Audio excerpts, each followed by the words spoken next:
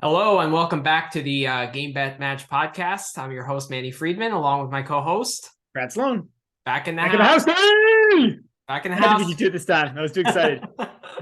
That's our new slogan, right? Back in the house. I think we need to put that on all our I need a slogan on our thing. And instead of a tennis betting bad podcast, it's just betting back in the house, baby.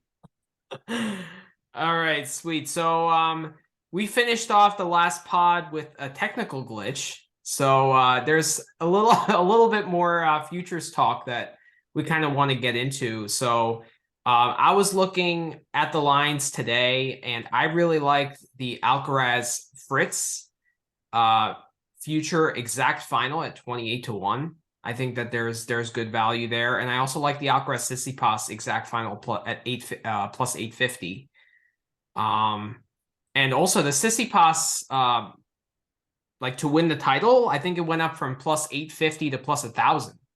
So, and Alcaraz went to minus money to win the event. So, I couldn't pass up plus 1,000. Granted, he's pretty much the favorite in the bottom half of the draw. So, any thoughts on that, Brad? So I'm looking right now. Somehow Fritz. So I put a bet on Fritz at 20-1 to make the final. And I have Alcaraz and I took Alcaraz at minus 110 to win the event. And I think that those two separate I like better than the 28-1 to have the two in the finals. Because I don't think Alcaraz is a shoo-in to make the final. Like somebody could beat him, right? And just pure math says is he 70%? Like, do you prefer it saying he's I don't know, it's rough math, right? But do you prefer saying he's 70% to make the final? Or better than 53%. It's interesting you say that because the line for Fritz to make the final went from plus 2,000 yesterday to plus 1,200. So this is where I'm going with it, Manny. Now, seeing the line, so I like what I did better, the best, plus 2,000 and minus 110 for Alcaraz to win. But if you're betting it now, and you have to take the Fritz at plus 1,200, and that's the best option you have, then I'm hammering that 2,800. It looks like that's almost an error where that hasn't moved. So yeah, I guess I like that. I like what I did in the I'm happy I did what I did yesterday, and I like that better. But if you're stuck right now, yeah, plus 1,200. Given that Alcaraz is a minus 175 to make the final, I love that 2,800 for Fritz Alcaraz final. I think that's great. And I like the Alcaraz Tsitsipas at plus 850. I think that's a good play too, because I was looking at the bottom half of the draw. It's quite weak, and I think those are the two favorites to make the final. Yeah, right? I just don't. I mean, I think that bottom half is wide open, man. Wide open. You have Medvedev down there. You got Lechka. You got Cam Norrie, who's struggling. You have down there. Tommy Paul. You got Tiafoe. You got Felix, who hasn't played. Those are the names in the bottom half of the draw. Fritz, you have Fritz and you have Rune. Or is Rune in the top? Rune's in the top. Am I wrong? Maybe he's in the bottom. I can't even tell, man. The draw is too big for this tournament. They need a smaller draw so I can see it more easily. No, you're right. Rune is in the top half. So he's the bottom guy of the top half, since I got confused. Right. Yeah, I mean Tiafoe, this actually could be a weird, sneaky, scary spot for Tiafoe. So the quarter odds on Bet365 came out. So I placed a few. Let me just log on here and see.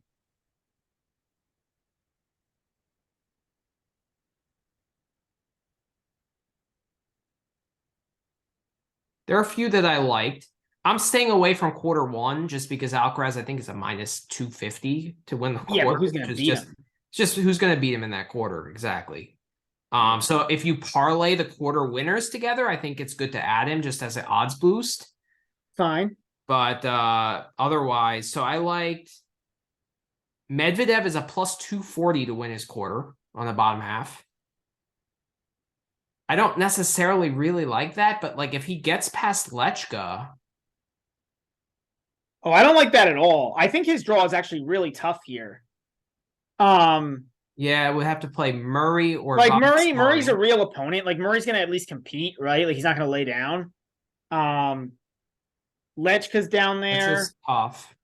Like, Yeah, that's true. I mean, Demon or VDZ, but if VDZ like can rebound from that Munich loss and play decent tennis, like and get there, that's a tough match. And like Jiri is on that in that little section, so that could be tough.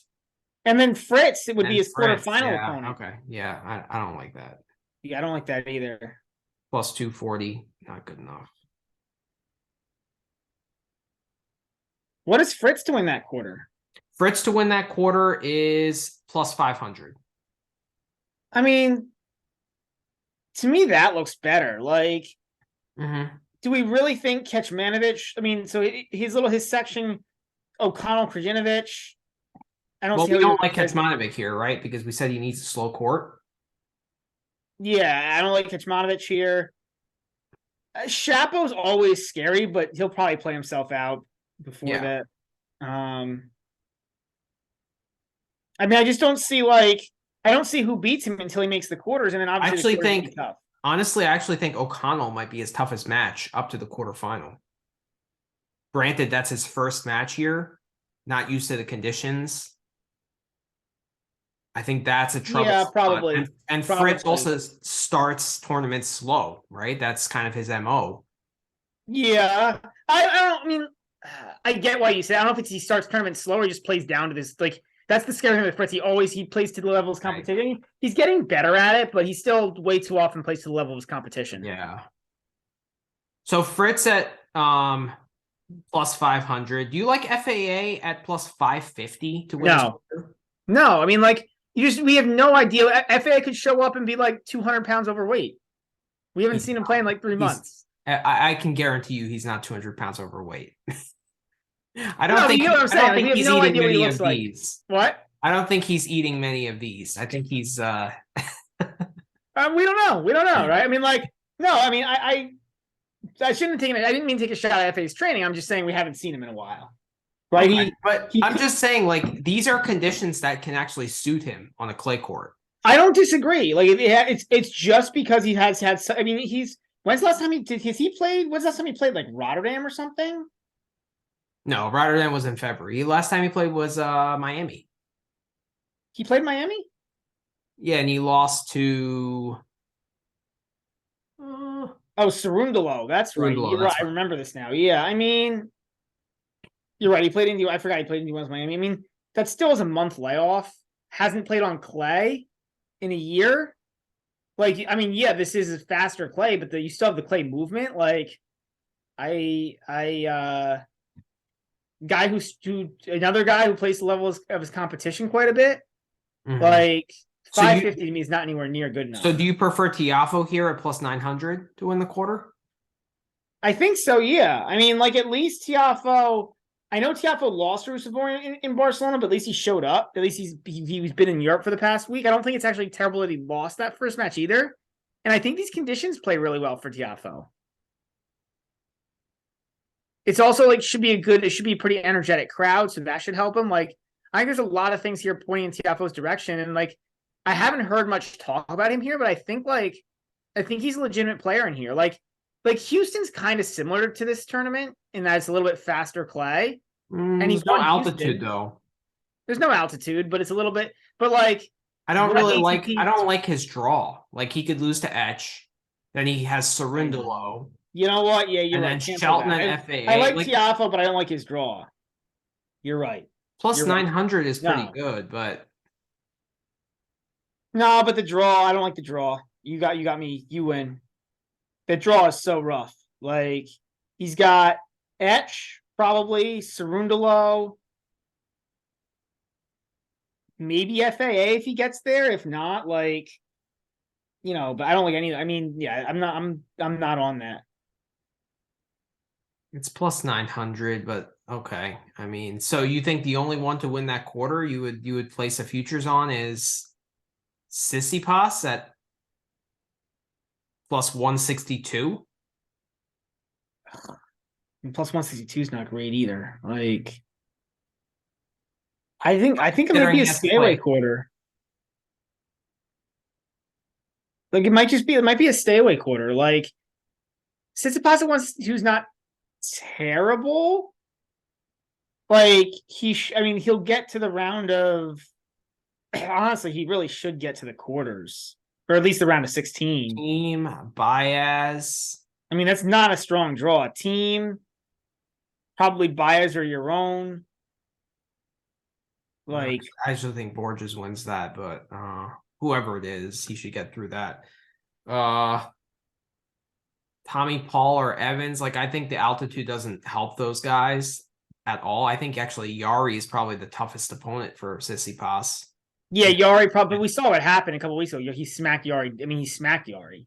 Yeah, but windy conditions with no altitude at sea level, much slower. So I think this is a much better court for Yari. Like that match is probably like the better court for Tsitsipas too. He loves Monte Carlo though. He plays so well there. He does. He does. So I don't necessarily agree with that. I just think it's better for you. I don't think it's better or worse for Tsitsipas. Yeah, you're probably right. I think you're right. I think you're right. I still think he smacks Yari. Like he just.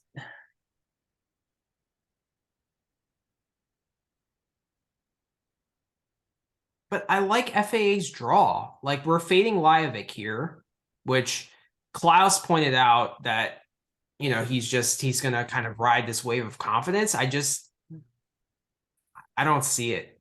I just don't see it. Well, here's what I'll go back to, right? So there's a potential mental fatigue from winning a tournament and the emotional high of that. Potential physical fatigue from being on the court for 11 hours. And he's not that good. Like he lost to Humbert and who else before this event? Yeah. He lost to Humbert and somebody else who you should not lose to on clay. Humbert and Popperin. Slopperin. Yeah. I mean, those are not good losses. Like, I think he even failed to qualify at Monte Carlo, right? Because he lost to Humbert. No, well, he got a lucky loser. Right. He got a lucky loser. Okay. He lost to Indian Wells qualifying. I mean, granted, he retired, but he lost to Tennis Sandgren. He was down 6-2, 4-1. Yeah. Like, he's just not like, I mean, I don't know. I just don't think like he has a great backhand, but he's just not that good at tennis. Yeah. Like, to me, that seems like a 1 week thing where he just like caught fire for a week. And like, that's, Yeah, I hear you. I don't like him either here. So I think FAA gets through that. I think the Sonego Stroop Shelton, I think that's where it becomes dangerous for Felix. Okay, but now you're expecting him to win 1, 2, 3, 4 dangerous matches. Three dangerous matches. Oh. I mean, what is he to win the quarter? Plus 550. Yeah. I mean, like it's not that far off. Like if you gave me like plus 700, plus 800, I consider it. Would you rather take Nico Yari to win the quarter at? Where is it? Nico Yari to win the quarter plus 1600.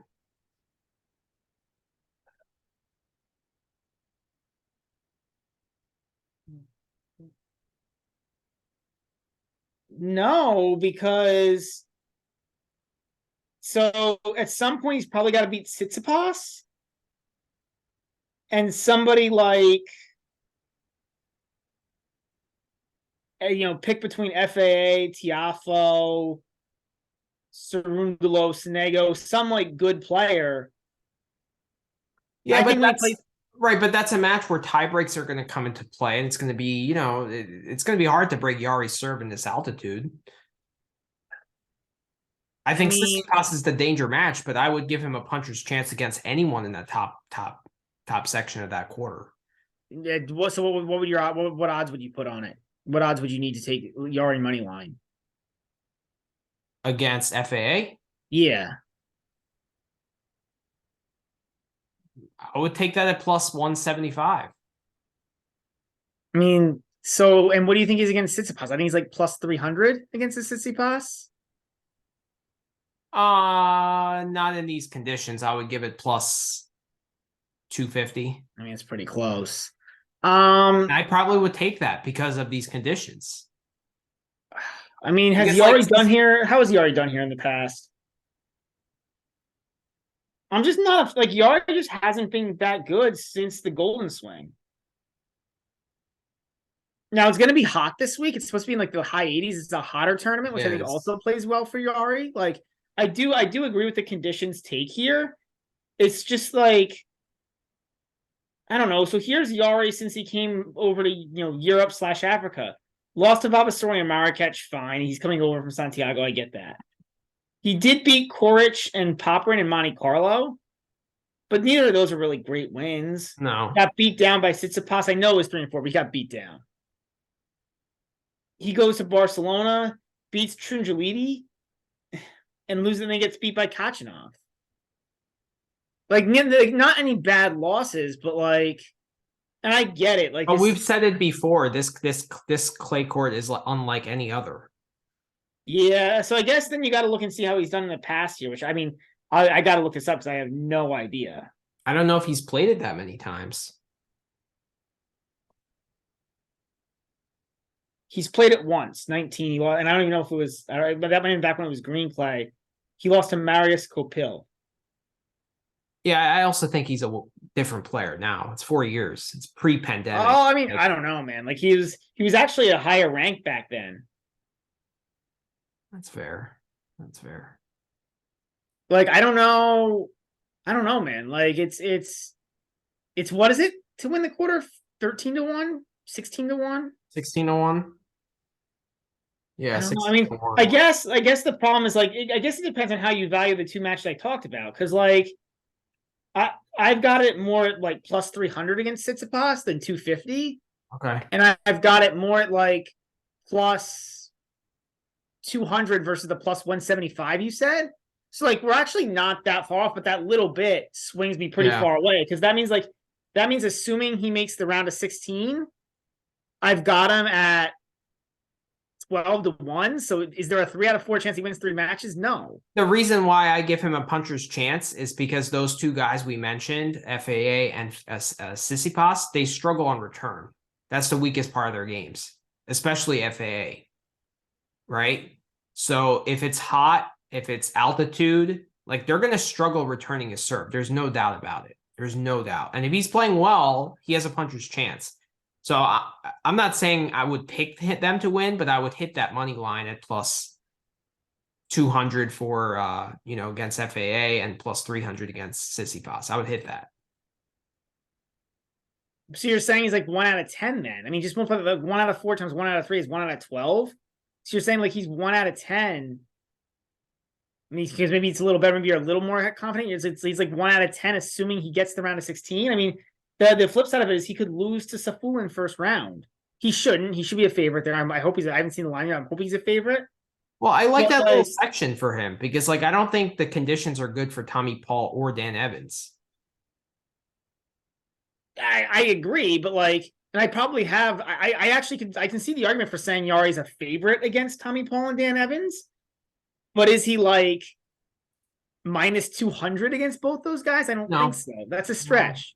It's a stretch. So then at that point, you think he's less than a 50% chance he even gets to the round of 16. Yeah, that's true. Like the math I just don't think stacks up here for you. Okay. But I get what you're saying. Like I like him.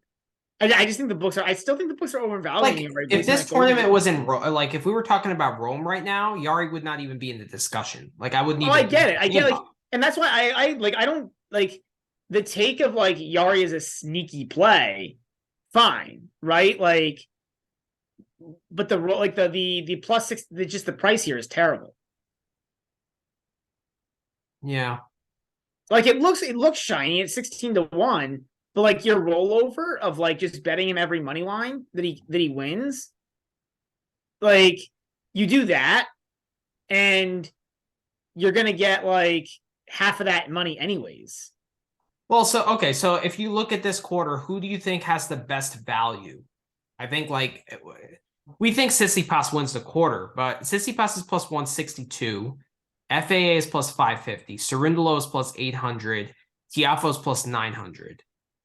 Team is plus 1100. Paul is plus 1400. Yari's plus 1600. So of those guys, where do you think the value lies? Probably Tsitsipas, even at plus 162. Thinking that's like he's, you know, I mean, like he's just like, I get it. I mean, like again, even look at like where is he gonna slip? Like he could where is he gonna slip?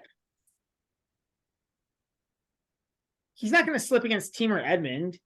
He's not going to slip against Baez or Yaron or Borges. That's just terrible matchups. Yeah, those are good matchups, right? He's not going to slip again. He could slip against Yari. Like Yari's the only one he could, and I don't think he does. Like because okay, you're saying all this positive stuff about Yari, but like Yari's not going to break Tsitsipas' serve either.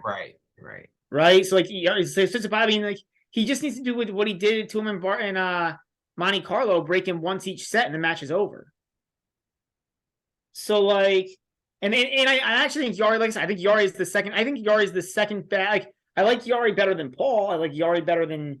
Like I think the value in Yari is. You like Yari better than Tiafoe and FAA? At the price, I don't know, man. Like that's a tough one because like.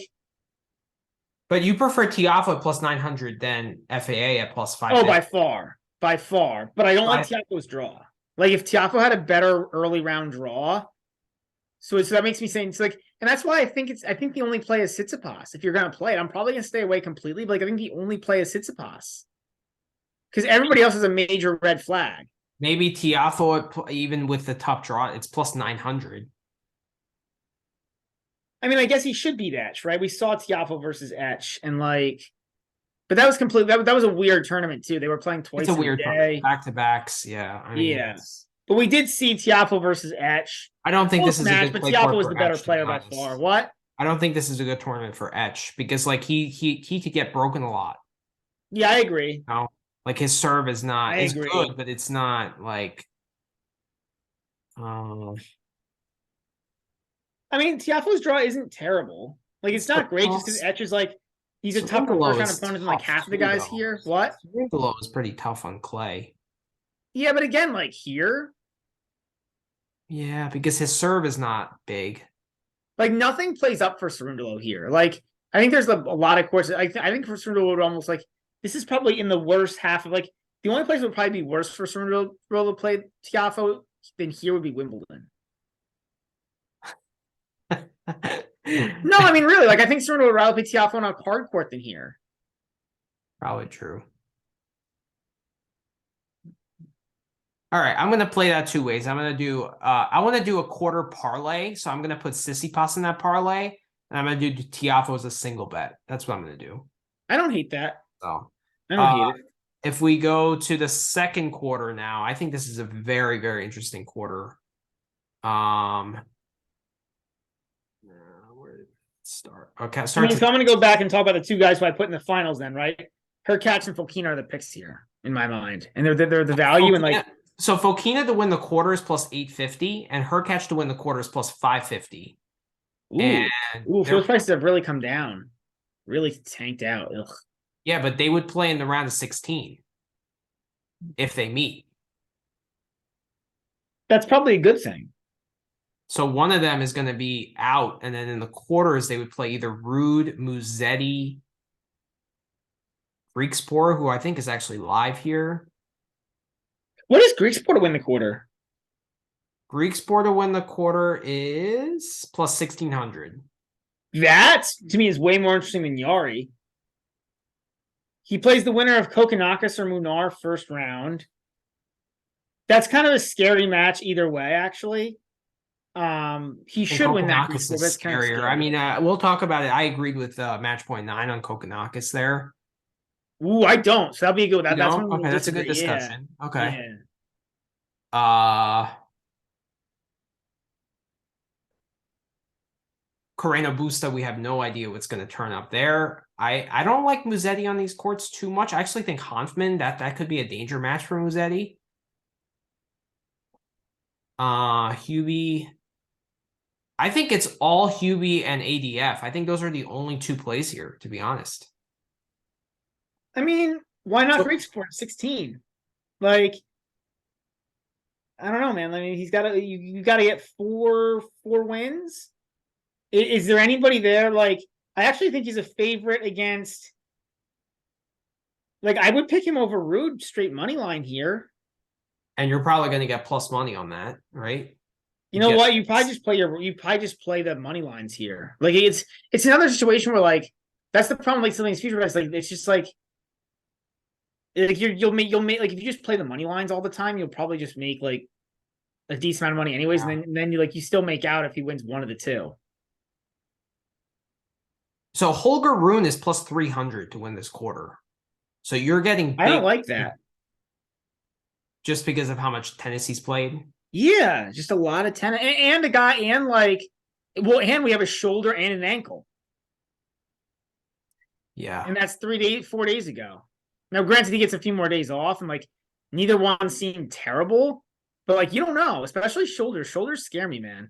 The ankle seemed okay, but the shoulder did not seem good. Like he was not, and you're right, he could have been tight, but I think it's more likely the shoulder. Because like, is that really a big match for him to beat Bodic VDZ at a 250 final? Like, no. Not when he has a Masters. He just played in a Masters final the week before. Like, I think it was more the shoulder, which means that's scary. You know, you don't and like the reason why the other thing is like what? The reason why I don't like Greek sport too much is just the clay court pedigree is not there. Like I think he struggles with the movement. Like he does. Even with altitude and ball striking here, like you still need to move well. Like you can't just, win clay court matches. Like it's still a clay court.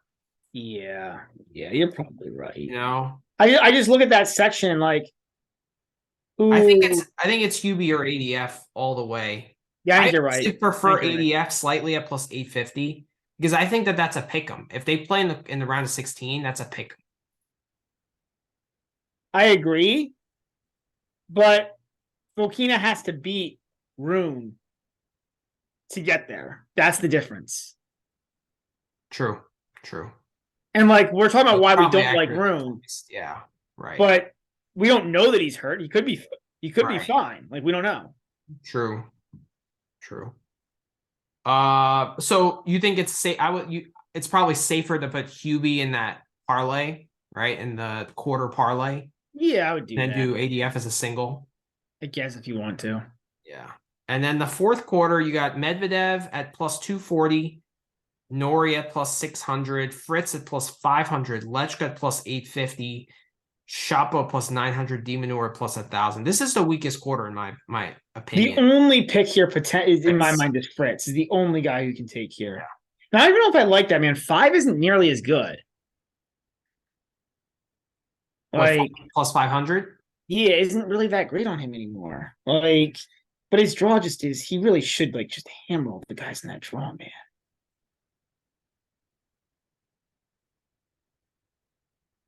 He should. Like, who should beat him? Like, I guess whoever comes out of the bottom, will be tough. But like, there's really like Nori's been awful lately. Shapo is Shapo. Kecmanovic doesn't have anything to beat Fritz. I mean, so my quarter parlay is going to be Alcaraz, Hubie, Hurkacz, Tsitsipas, and Fritz, and that's 138 to 1. Wait, you're parlaying what? I'm parlaying all 4 quarter winners. Yeah, I get it. But you have Fritz and who else? Fritz, Tsitsipas, Hurkacz, and Alcaraz. Oh, that makes sense. Yeah, you get 100 something to 1. Yeah. So basically, you're betting on the 4 semifinalists in the tournament. Yeah. So I don't know. And then I like the single bets of Tiafoe at plus 900, ADF at plus 850. And I like the Hubie single bet too at plus 550 as well.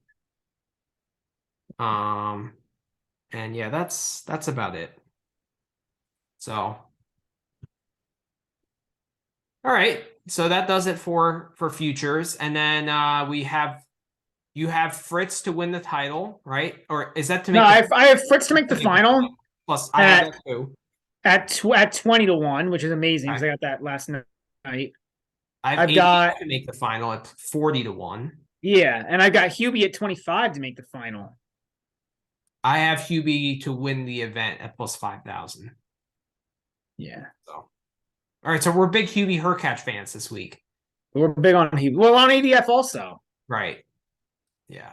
And Fritz. Those are the three guys we actually happen to agree on this. We do. How do you like Alcaraz to win the tournament without dropping a set at plus 600?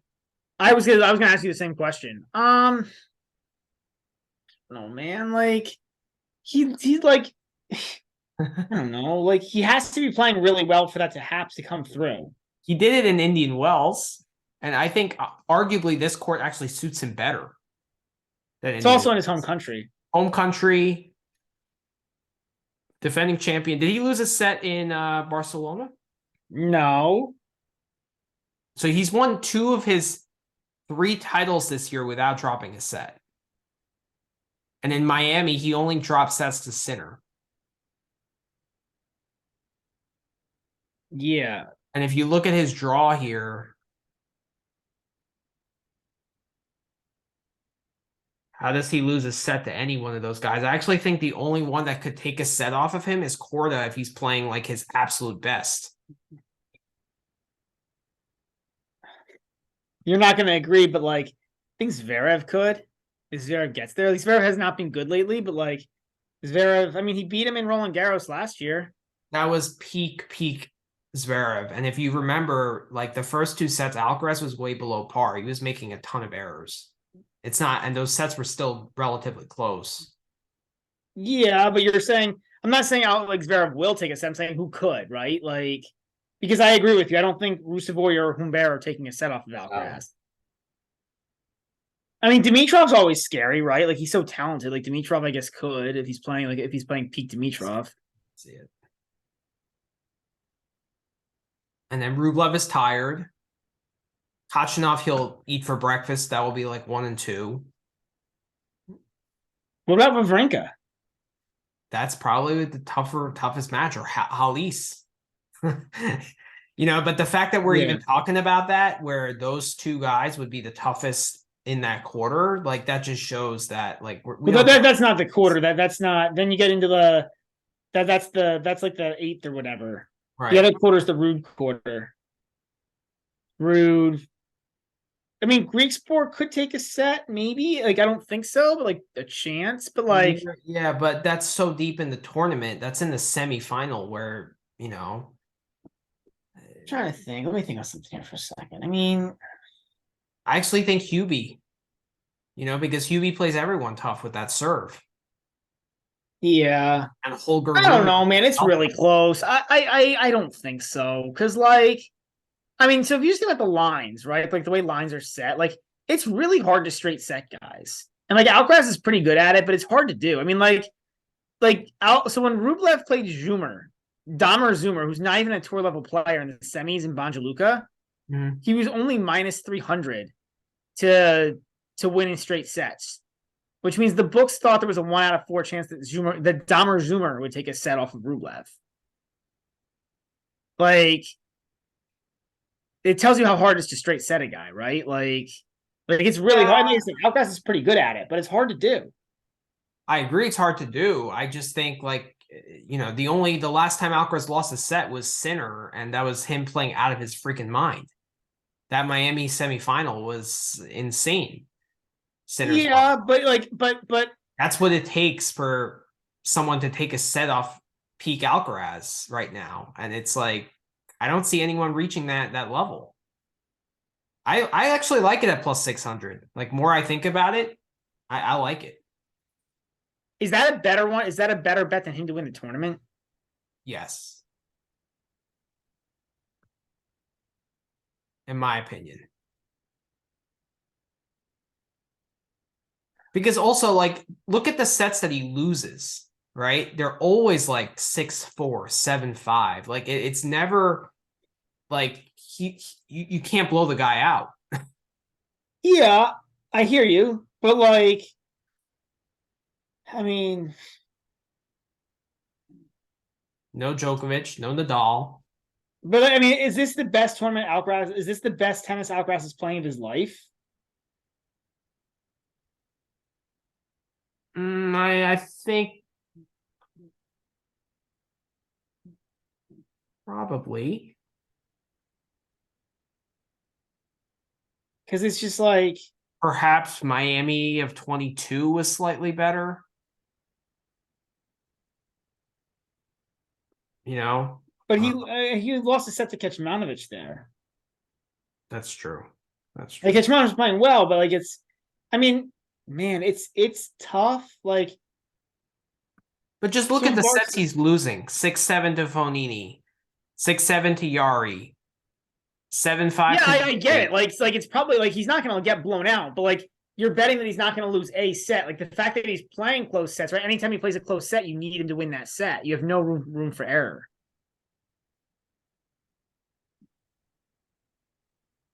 It's interesting. It's interesting. I don't necessarily hate it. I think it's like I don't mind the it's price. Like interesting. at plus 500, I wouldn't, but 600 is at that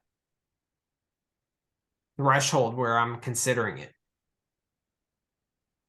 And just like it's not that I'm only looking at Alcaraz, I'm also looking at the rest of the field. Like I don't think the rest of the field is playing that well. That's the thing. Like it's not a great field.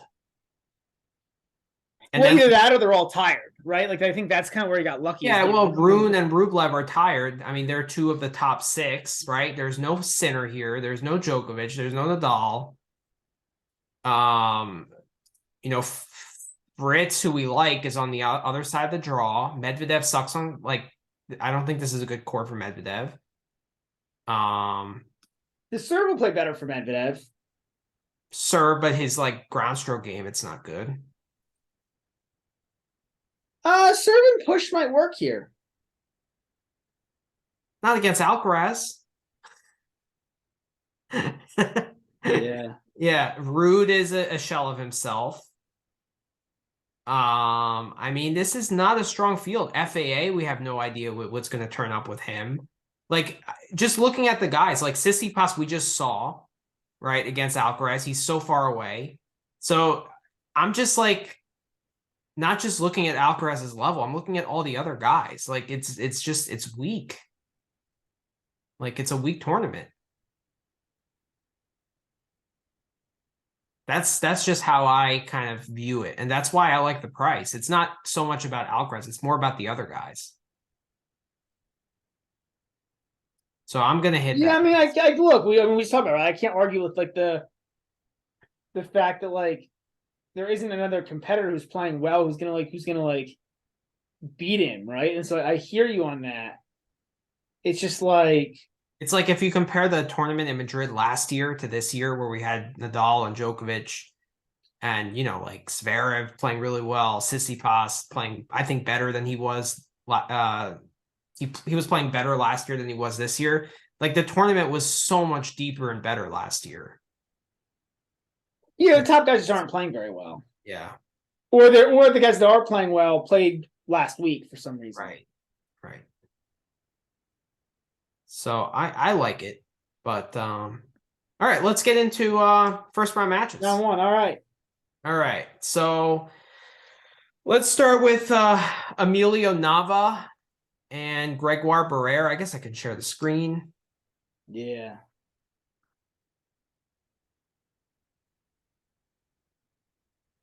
Gonna make it bigger. Yeah. There we go. Nava and Barrera. Yeah, so Three. The spread here is 3. It's minus 200 for Barrera, plus 164 for Nava. The over-under is 22. I think this line is pretty well set. I mean, I can understand why somebody would back Nava here, but he's just both guys are terrible on clay, but I think both guys will like these conditions more than like a sea-level, slower clay court. That's how I view it. So it's kind of a wash in terms of conditions. yeah. I think it slightly favors Barrera just because he's like kind of like, you know, big server. Yeah, and Barrera's playing better tennis in the past month or two than Nava. I mean, Barrera's Barrera's playing ATP level tennis. Yeah, but more in the beginning of the year. Like overall, he's been kind of like the clay court season. He's been really crappy. Like 3 in love, and then like barely beat Medvedev, lost to Benoit Paire 3-3. I mean, that's a pretty rough clay court season. Yeah, but his Nava's been better. No. I think the Madrid Challengers played in the same venue. It is. And he lost to Pizarro 1-2. Yeah. So, I mean, I looked at that and I was like, oh, let me take Barrera. And then I looked at Barrera's results and I'm like, oh, it's not that much better. So I'm staying away here. Yeah, actually, I think everything here is pretty well set. So I couldn't bet this one. Yeah, me neither. Chardy Gaston. So Chardy is plus 215 on the money line. Gaston is minus 275. 4-game spread over under 21. So my play here is I'm taking Chardy plus the games. Ew. If you're gonna do that, take Chardy plus the sets. Remember how gassed he looked against Galan? In Australia when he won that's the match he won. Galan played horrendous, but like he was so gassed out. Like if you're gonna take the games, take a set. I think.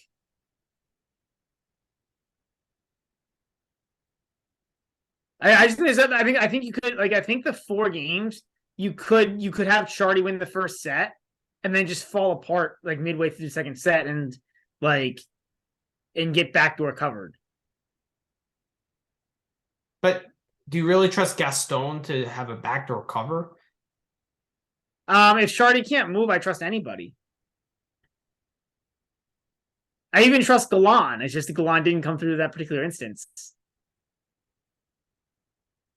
Do you wait? I weigh conditions here too, just because of like Chardy's serve and forehand. Whereas Gaston has nothing to help. Like these conditions don't help him at all. You think he's? I hear all that. You're just going to drop shot every point and force Chardy to. So then why not take the set? Why not take Chardy to win a set? Yeah, it's slightly better actually in terms of odds. I think, right? It's the same. 120 versus it's a little worse. 120 versus 115. But I would take Chardy to win a set. I mean, like if he loses, do you really think you're going to cover in a 2-set loss like 7-6, 7-6? Like it's not like Gaston is like a serving champion. So why did Chardy get a wild card to this event? He didn't. He used a protected ranking. Protected ranking? Yeah. But he decides to play this event and no event before, like other than the Australian Open. So doesn't make sense. My vote is so this is clearly a retirement tour. In my mind. Right? Like he's not playing anything without a PR. He's not playing I don't think he played any challengers. Like if he was serious about coming back, this isn't how you would do it. You wouldn't come back for a slam and then clown your way into like Madrid. I'm sure he'll use his PR for the French. Like it looks like he's just cashing out like as big as he can.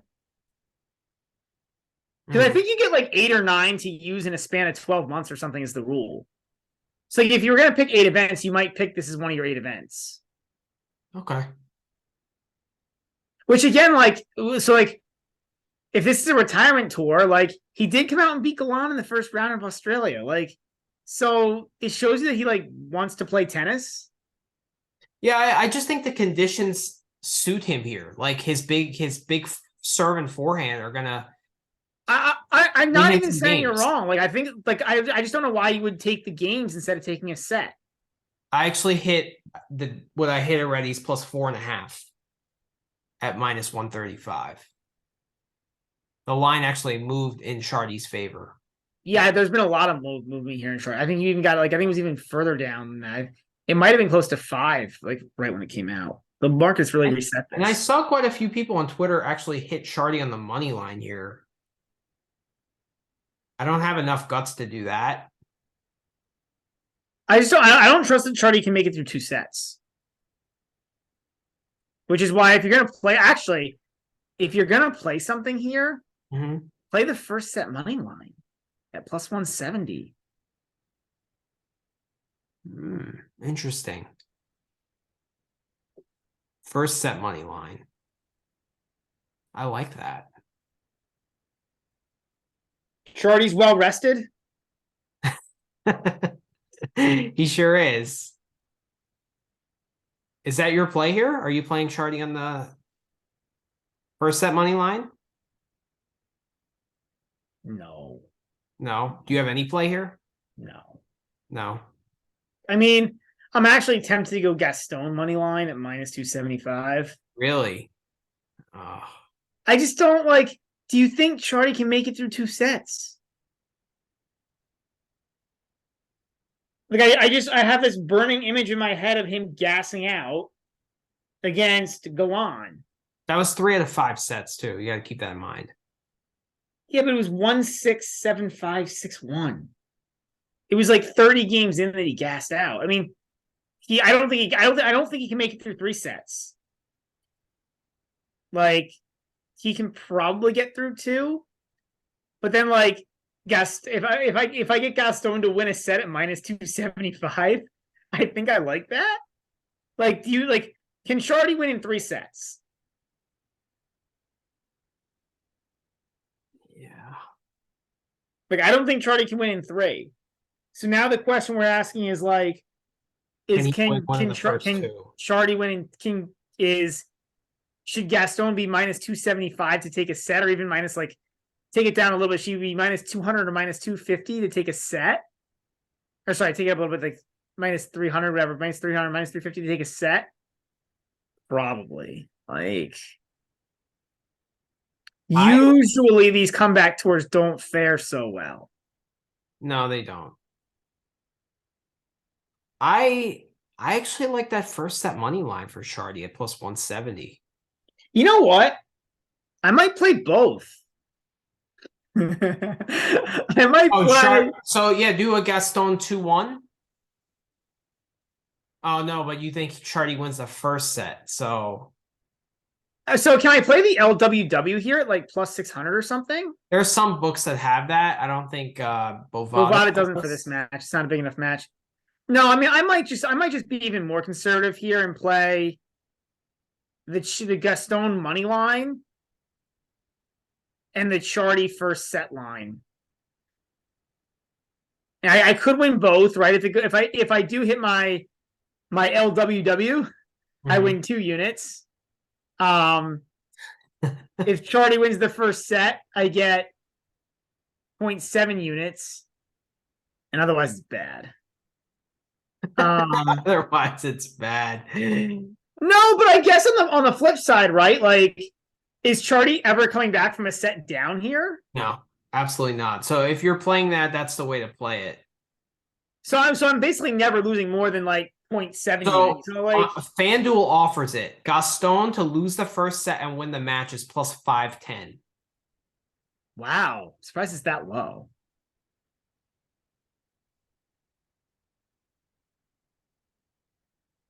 Why, you thought it would be like plus 800?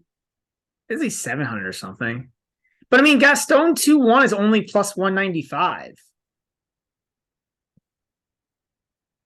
Or plus 295. Sorry, not 195, 295, which actually isn't terrible. Like, but they really like the market. Well, not really. I mean, they're just saying Gaston's a better player, which he is. I mean, this is, well, they are, but not if Chardy is firing. If Chardy is firing on the serve and forehand, he is the better player than Gaston, because Gaston can't match that firepower. You're right. You're right. Like, the last time we saw Chardy firing, yeah, it was like 3 years ago. But I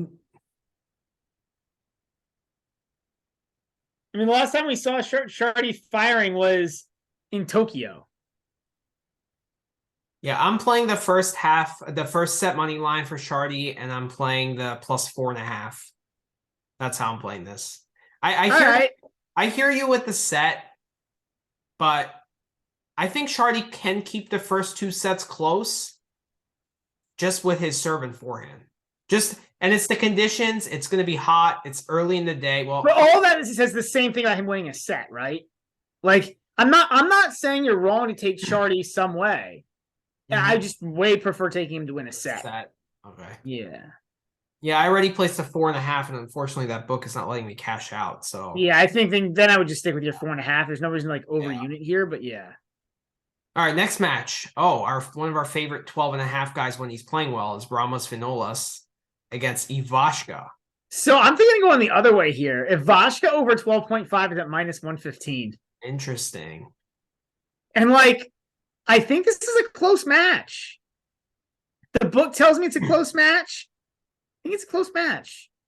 Like, Ramos needs a win here, man. And granted, like, I guess, I mean, we've been saying Ramos needs a win for 6 months and he hasn't done, and that hasn't meant anything, but like.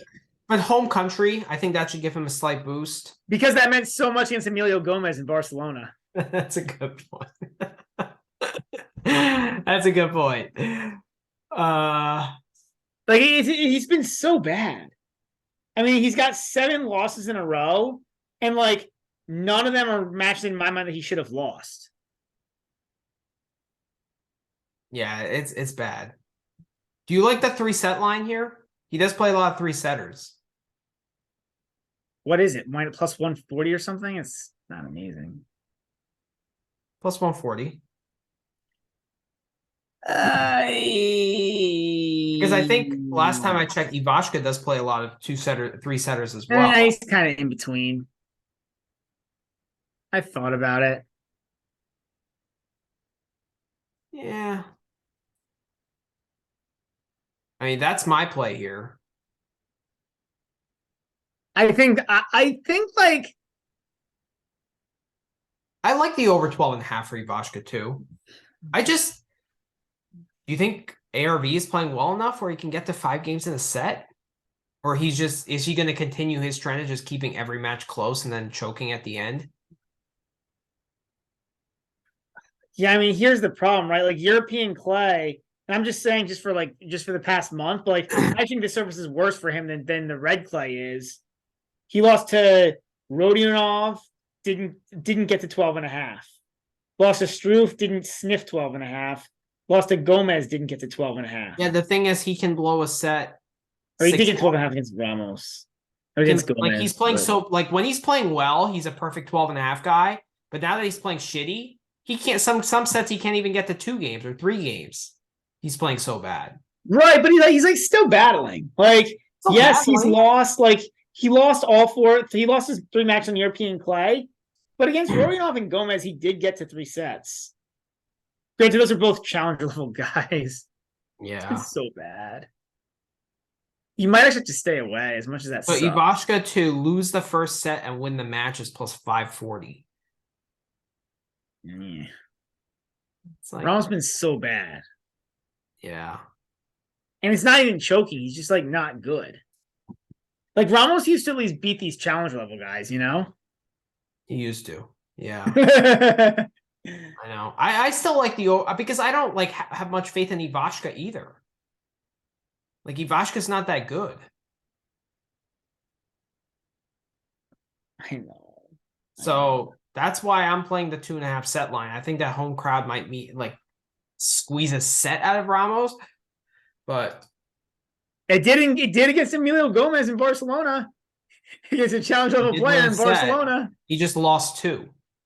Yeah, he just lost. Yeah, exactly. Like, and that's all. Ivashka money line might be the play too here, which is weird to say, but like Ramos has been so bad. That's actually a good point. And I think the surface favors Ivashka more than Ramos. Like Ramos has no serve. I know. That's actually a good play here. Minus 152. It's not too much juice. No. Yeah. It's true. All right, next match, Popyrin and Halis. So to me, this is a perfect overplay. I mean, it's juiced at 23.5. I love Halis money line here at minus 159. because I just think he's the better clay court player. Um, I like tiebreak at -135. I agreed with match point 9 on this match. That's so juiced though, no? It's But it's it's juiced, yeah, but it's so juiced. But I prefer the first set tiebreak. what is that at?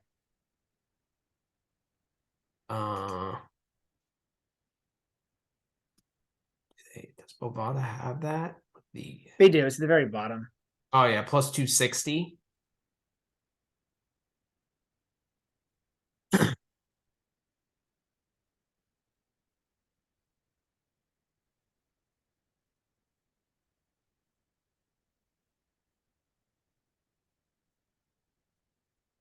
I like that. Yeah, I like that. What's the first set over? 9.5, but it's -175. It's so Ew. juiced. Ew. Surprised they didn't just go to 10. I know. I actually like Halis -1.5 sets at +150.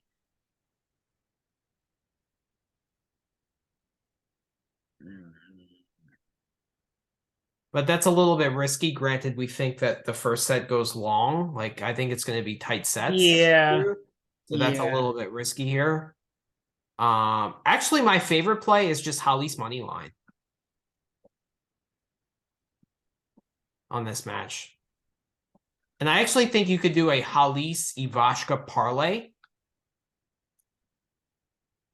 I mean, yeah.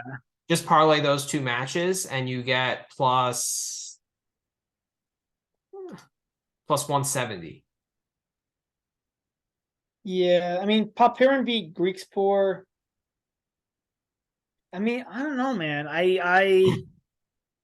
Why you like Popperin? No, but I think the first set.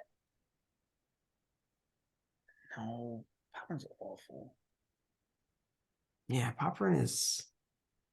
He's going to be able to hold serve, but I think Halis is going to generate way more opportunities on the break game. I would agree. Because once the rallies start, I think he has a clear edge. I would agree. But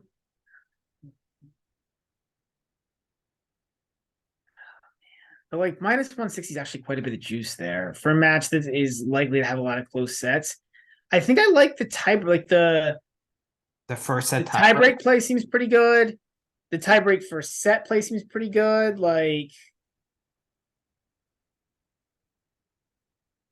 okay. yeah, I'm probably more on that than anything else. Like, I probably like the tiebreak first set there, honestly. Well, I played that too. So I played a we'll get into it more later, but I'm doing an altitude parlay of first set tiebreaks. Okay. So 4 matches, or I mean, you could do 2 or 3 or 4, whatever. Four matches tomorrow to go to first set tiebreaks. Okay. So that's one of them. That's one of the legs. I'm curious to see if you can guess the other 3 legs in that parlay. All right. So all right, We'll next get there. Carbias Next up is Bayama versus Goffin. So I'm staying away here. I don't see how one, because basically my opinion of this is like in terms of overall skill level, this should go to Goffin. But Goffin's been hurt, and he's not like he had a knee injury, not playing well. But like if he's playing even halfway decent, he should be able to cover. But I don't even know. But I don't know if he can do that because I don't know if he's healthy. So I've got no interest in this.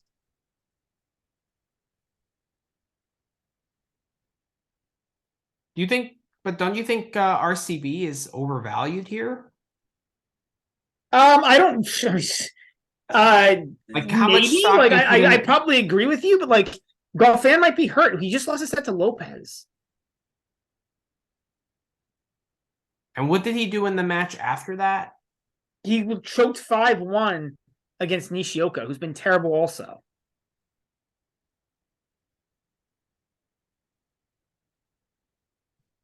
Yeah, but at least he played.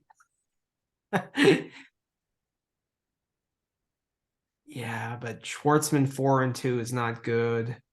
Like, and Baena is kind of similar to Schwartzman. Like, Baena is going to make him work. But, like, if he's healthy, the conditions are way better for Goffin than Baena. Like, if he's healthy, if he's healthy, he should be able to. I just think he could win the match if he's healthy. I just think he should win the match if he's healthy, but he probably won't win the match if he's not healthy.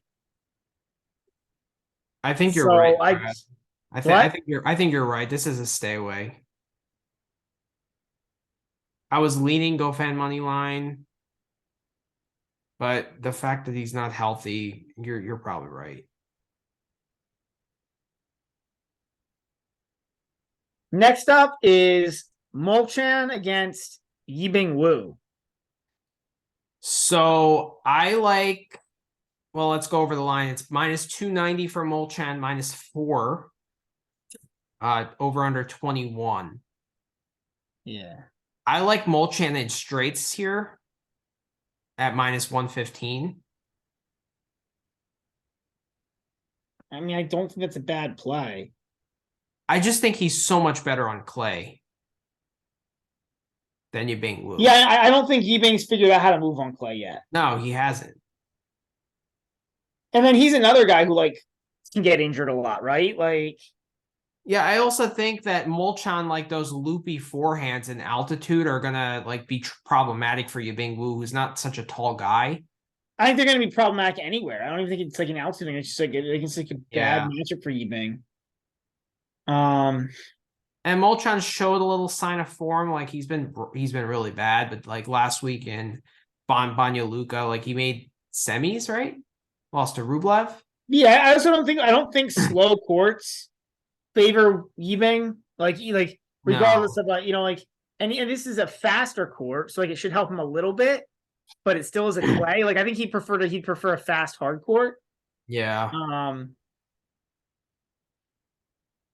Yeah, I think this is Molchan. I mean, the book is juicing up pretty good, but I think that, oh man, like it's just a matter of do you prefer to take 4 games or a set? Here, I actually might prefer to lay the games.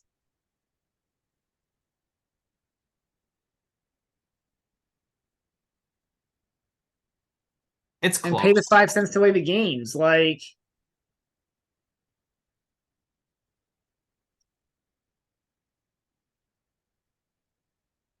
because I think you got a chance at a backdoor cover here. You do. You're right.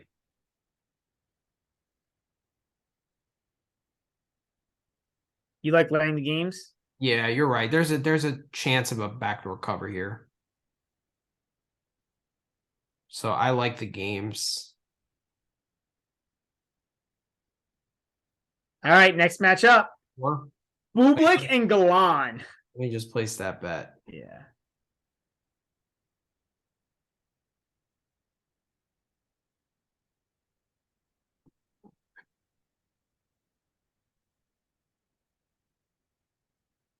Bublik and Galan is the next match. Yeah. Ew. Thumbs down. So I actually like Bublik here. I was leaning that way. And then I was like, but is Bublik going to want to be there? How has Bublik done here in the past? Has he embraced the Madrid conditions? Has he embraced anything? Has he embraced any conditions? True. He lost first round last year here, but Kecmanovic, though, and it was close. And Kecmanovic was playing better last year. Kecmanovic had a pretty good run here last year, and he lost 4 and 5 to him. And then the year before, ooh, he made quarters. Lost to Rude. Beat Chapo when he was playing better. Yeah. You know what? You're right. Because Galan, how is he going to return that serve? He's not. That's the answer. And Galan is coming from Sarasota. Now, granted, it's 2 weeks ago, so he probably came in early, but like the point is he hasn't like played a match in like any kind of European conditions. There is a travel spot. That's right. Yeah.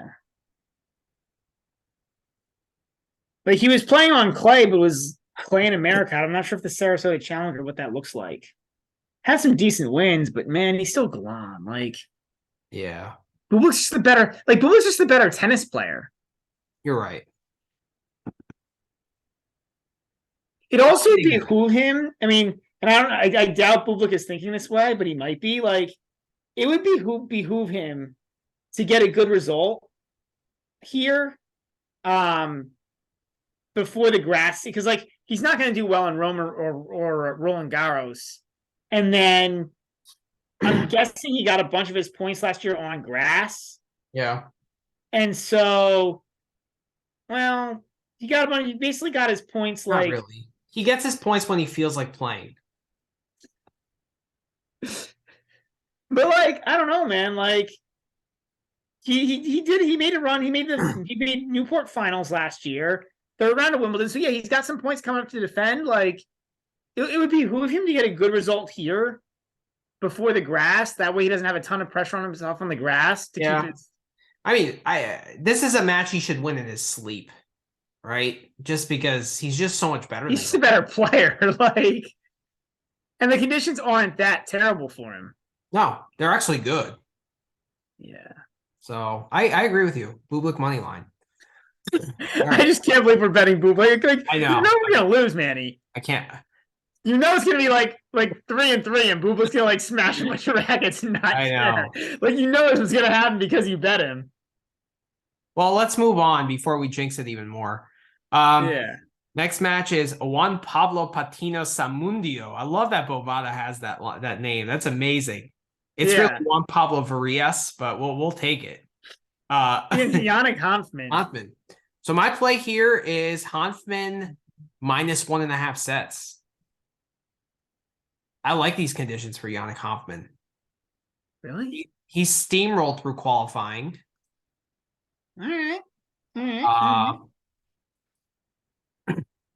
And I think Varillas prefers the South American swing. Like he's. I agree with that. I just don't know that like this is and amazing. He's been awful on. He's been really bad on European clay. Well, besides that final in San Remo, which was pretty good, I guess.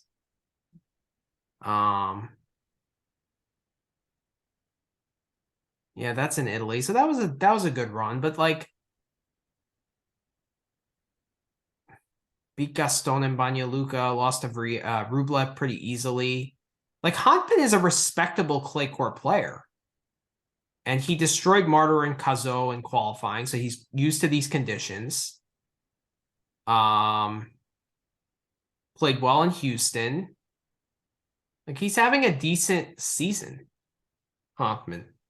Quarterfinals in Santiago. I think this is pretty well set. Like I agree with you, Hanfmann should be the favorite, but right now the money line's at minus 176 for Hanfmann, plus 145 for the Peruvian dude. Do you think he wins a set? No. Like I think Hanfmann also these conditions are so much better for him.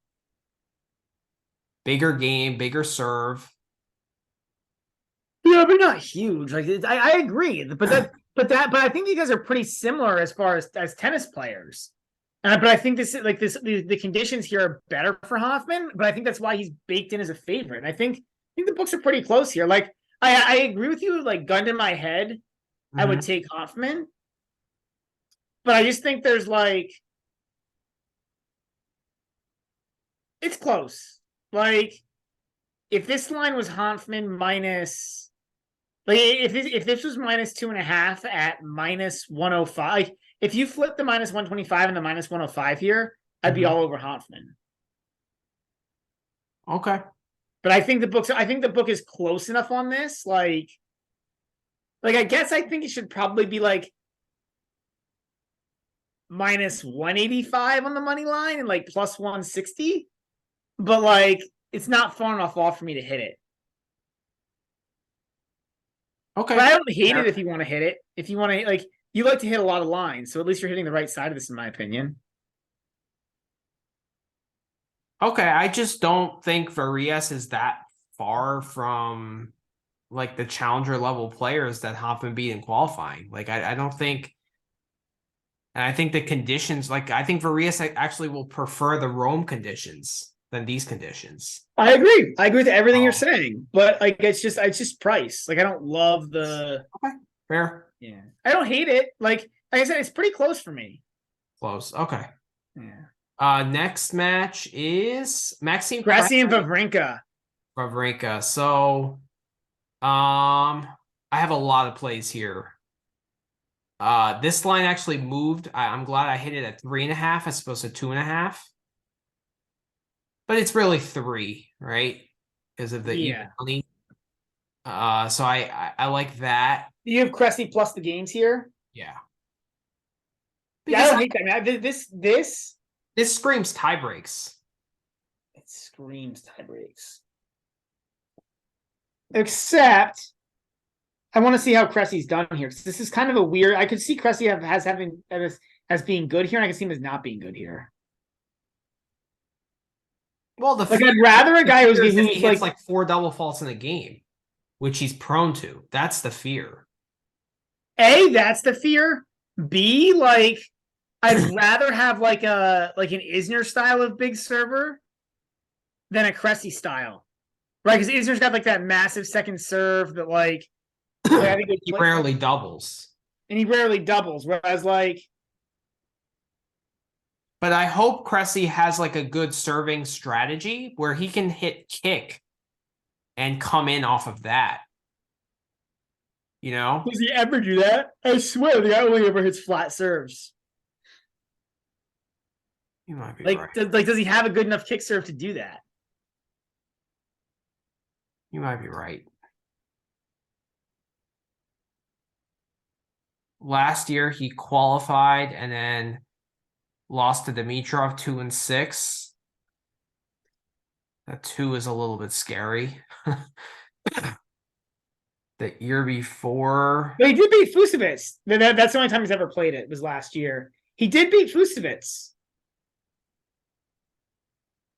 Yeah. 7-6-1-6-7-6. You know, that's the amazing thing. You actually could take Cressy here. Not on the 3.5. The 3.5 will save you. But you could have taken Cressy plus the 2.5 and gotten like backdoor screwed where he wins and you don't cover. I know. You could. I wish that was a bet. Win the match, but not cover the spread. At like 100 to 1 or something like that. Like I wish that was a bet. It would be kind of amazing. Yeah, I mean, so this is in my tiebreak parlay. Of course. Right. Like this and Munar Kokonakis in your tiebreak parlay for sure. Yes. And then I don't know what the fourth one is. Okay. Yeah. All right. Well, but yeah, this is in there. First set tiebreak is plus 230 here. I like that a lot. Like, I think if there's a set that goes to a tiebreak, that the chances that the first one does is higher. Just because both guys will be fresh and mentally there, you know, like. I wonder what the line is on over 1.5 tiebreaks in this match. That's a good question.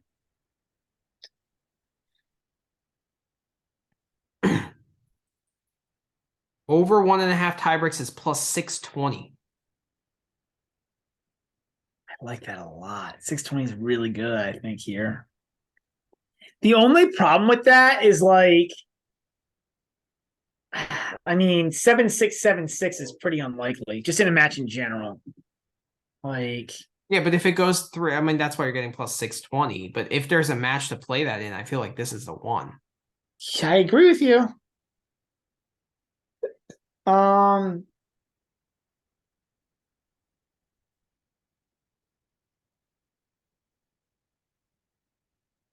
Wawrinka has not played this event since 19. Interesting, but he's had success here.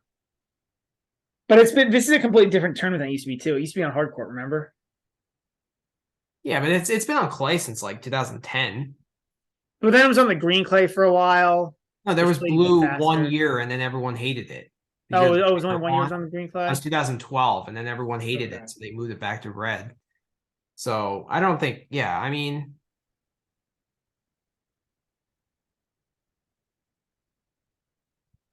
so are you which line are you hitting here? Tiebreak in the first set? What's the over-under on the first set? 9.5 minus 155. The problem is if Wawrinka serves first, and then if Wawrinka serves first and then Cressy double faults 4 times, then you're screwed.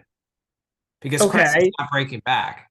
So I'd rather play the tiebreak line at plus 230 because, like, I think the chances that, like, if we get one break, the set is over. Yeah. Yeah.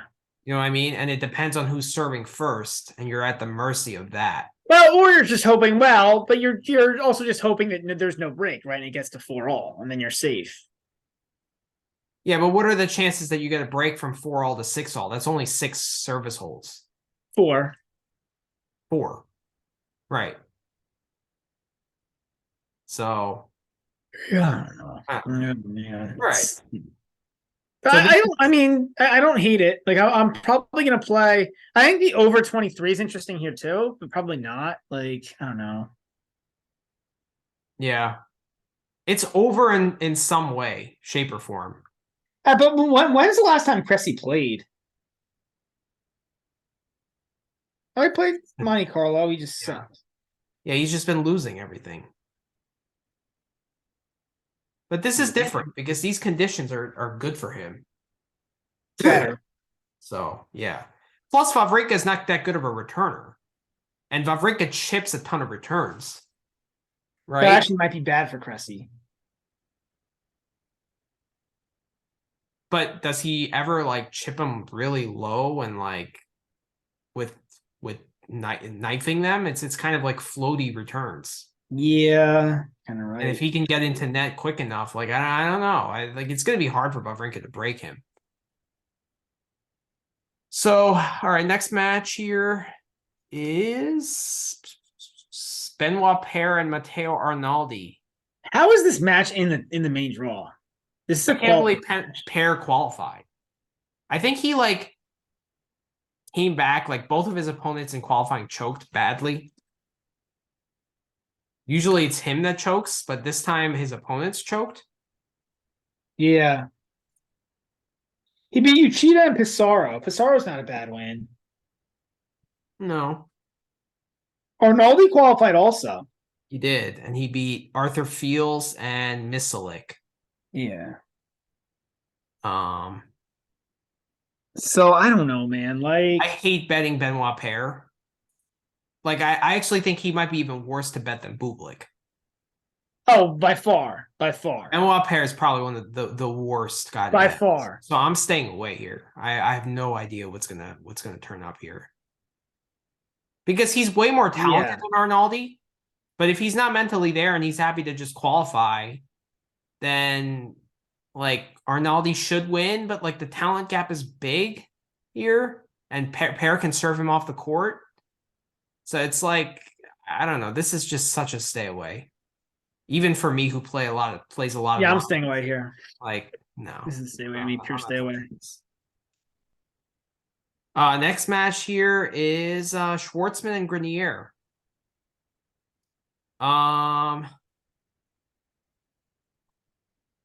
This is a stay away to me. 4.5 games is a lot. I mean, you could take Schwartzman 2-0 on the sets. I don't think that's terrible.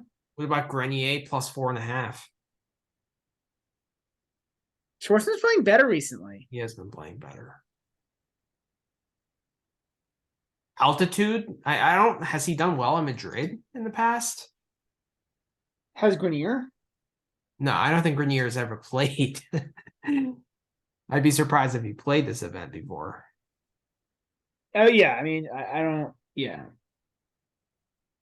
Last year, lost in the round of 32 to Dimitrov, beat Paire in 3 sets. the year before. Lost first round to Karatsev. Not good. I mean, Year before, he's did had some play. moderate success here. He made the round of 16 and 18.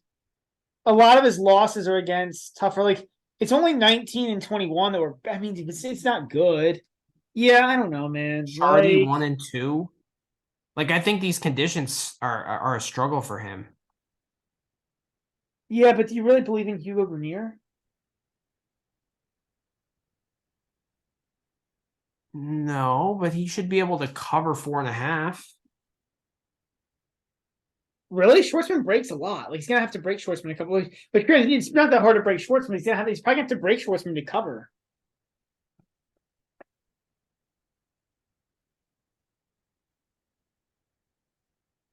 So I actually think the book has this one pretty close to right. If I was gonna bet, I would probably go Schwartzman lay the sets, but I don't think I'm gonna do that. Like, I think it's just pretty well set by the book. I'm gonna stay away too, but if I were playing it, I would play Grenier plus 4.5. Okay, interesting. Interesting. Yeah, I'm gonna stay away though. All right, next match we got is Kokkinakis and Munar. So I am all over this. I'm going tiebreak in the first set. Okay. It's in my tiebreak parlay, my altitude parlay. Yep. And I'm going I'm going tiebreak in the first set. I'm going over 22 and a half. Mm-hmm. And I'm going Munar 2-1 at plus 340. I think that there is so Munar's at home, right? Okay.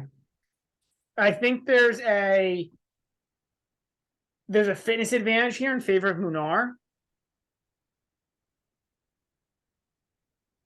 Okay. But there's a ball striking serve altitude advantage for Kokkinakis. Well, so I don't know, because like on the serve, yes, right. The serve is the altitude will help him on the serve, but I don't think it's gonna help him the rest of the game. Right, like Kokkinakis is the guy who the ball can go flying. And in high altitude where the ball's flying anyways, and you have to really control the ball goes flying even more. Munar also loves to play 3 sets. He does. And like, you're only getting me plus saying 125. That, and you see, it's a pick, right? For all intents and purposes, it's a pick. But I do think that if this goes to a third set, I think I like Munar better than Kokkinakis, right? Because like Kokkinakis is so serve oriented. Like the more balls he gets to serve, right, the more that serve slows down a bit. Munar's probably a bit more fit, like, and they're telling me that if it goes to a third set, it's basically even money, and I don't agree with that. Like, I don't think this is a pick if it goes 3 sets. I think if it goes 3 sets, it's favor of Munar, and I think there's a good chance of it going 3 sets.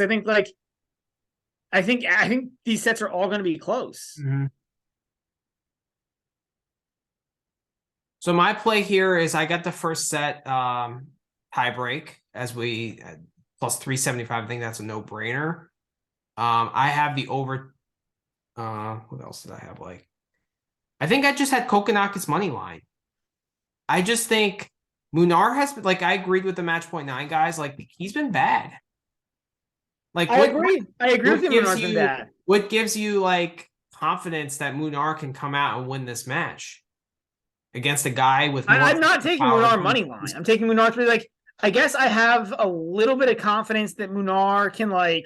I don't think the fitness edge is that great. Like, if they were playing 5 sets, I'd agree with you. But like, no, but the book is telling me that it's 0, 340 versus 350, and 200 versus 215. You're basically telling me that there's no difference between these guys in a third set. I don't. You're telling me that the crowd doesn't pull Munar at all in the third set. Like, I just think that, like, I don't. It's not that I necessarily love Munar here. I just think it's like he's slightly undervalued. Okay, all right. I disagree here. I'm going Kokkinakis money line. Rome, I totally agree with you. Any like slower clay court, 100%, but not on this court. Yeah, I mean, I guess in your favor here is that Arnaldi beat Munar in Barcelona last week, 3-4. Right. He's just Like, struggling. He's just not playing as well as he was last year. So, I okay. don't know. Next match is Rusevori and Humbert.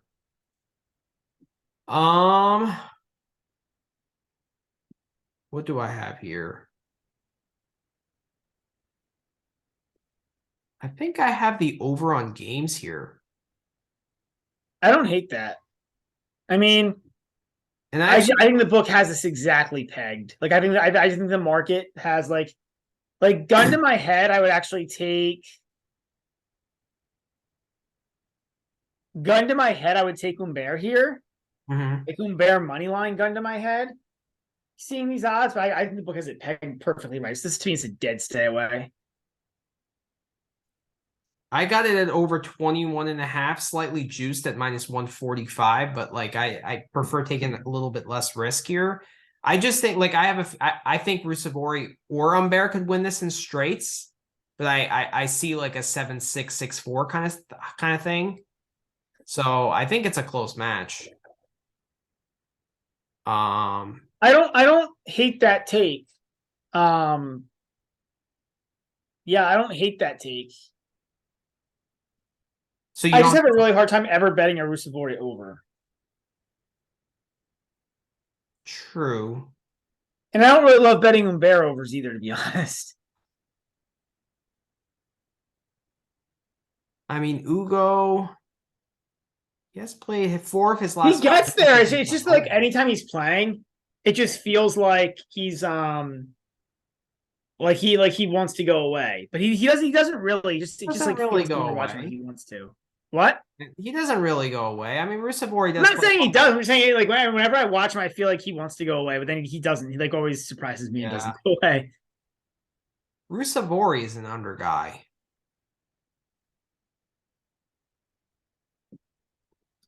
Yeah, I mean, yeah, but against Bublik, I think that was a great bet that we had last week. I don't know. I think that's a close match. I don't know, but that's just me. I can see why you're staying away. That makes sense as well. Next match we got is I Montero. agree with you, but I think it's a close match. I just think the book has it pegged. Like I think the book has it pegged. Like 22.5 is a decently big over-under game over-under for Clay. Mm-hmm. All right, Montero against Gojo. So this is my fourth leg in that tiebreak. Oh, that's got to be a big leg then. This one, first set tiebreak. Oh, it's gone. It's not up anymore. On. Interesting. You killed it. Well, so my altitude parlay, Popper and Hallis tiebreak in the first set, Cressy Wawrinka tiebreak in the first set, Kokkinakis Munar tiebreak in the first set, and Montero Goyo tiebreak in the first set. That's 133-1. That's what I would expect. So I mean, yeah. So I just think these guys, so like Goyo played tiebreaks in first sets in both of his qualifying matches. No, he didn't. Oh no, he did not against Chonsky, but he did against Piros. He did against Gakov recently. He did against Lamas Ruiz. So, and then Montero, I believe he plays a lot of tiebreaks too. Look at that. Honkman, FAA, albeit it was hard court, but still. I just think like it's going to be hard for Montero to break Goyo's serve. And I think vice versa as well. I don't disagree with any of that. I was actually going to look at what the 12.5 plays were here. Okay, I like that too. Minus Like, 130 for Goyo and Montero minus 145. Who do you think wins this match? I got no idea, man. Probably Goyo. It's close to a pick, right? It is. You have a play here? Might. What's I any don't really want to, but I might have a play. what's any set going to a tiebreak? I don't see that line anymore. The over under is 9.5, but that's minus 175. That's so juiced, man. Yeah. It's probably one of the over 12.5s, right? That's probably where I would go if I were you. Yeah, I think so. I think both might hit it. I think there's a good chance both hit it. Yeah. But I think I'm gonna go Goyo. Okay. Yeah. All right. On the minus 12.5. And then what's next? We got Landulis and Gasquet. Oh, man. I mean, Landaluce is like 800 or 900 in the world or something, but he's he's a top Spanish prospect. I have not seen any of Landaluce. Yeah. I'm staying away here. I just don't know Landaluce enough. I'm leaning him, taking him plus 5.5, but like Gasquet's a professional, like he's going to show up. He's experienced. He knows kind of what to do against these lower ranked guys. You know what I mean? Yeah, 500 is just a lot of games, but I hear what you're saying. Plus 1.5 sets is probably where I would go if I was hitting this match at plus 160.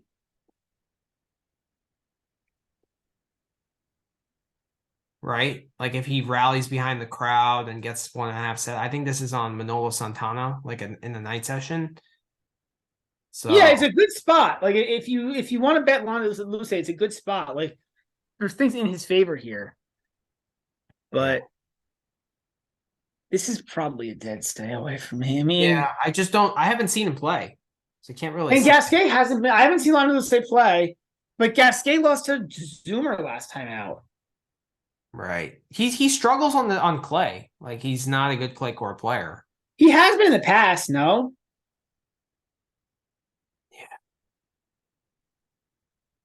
Yeah. Never really, I think. I mean, I can't remember when he's been that good on clay. All right, next matchup. Shelby versus Kachin. I have no interest in this. Like, this is an okay court for Shelby. It's not great. I mean, I don't know. Maybe I have interest. I might be able to be talked into it. Do you have a play here? I do not yet, but I'm leaning Shell by money line at plus 195 to 200. Yeah. I mean, How is Kashin's been decent. He went to the finals of the Madrid Challenger a couple weeks ago, so I kind of like that. Okay.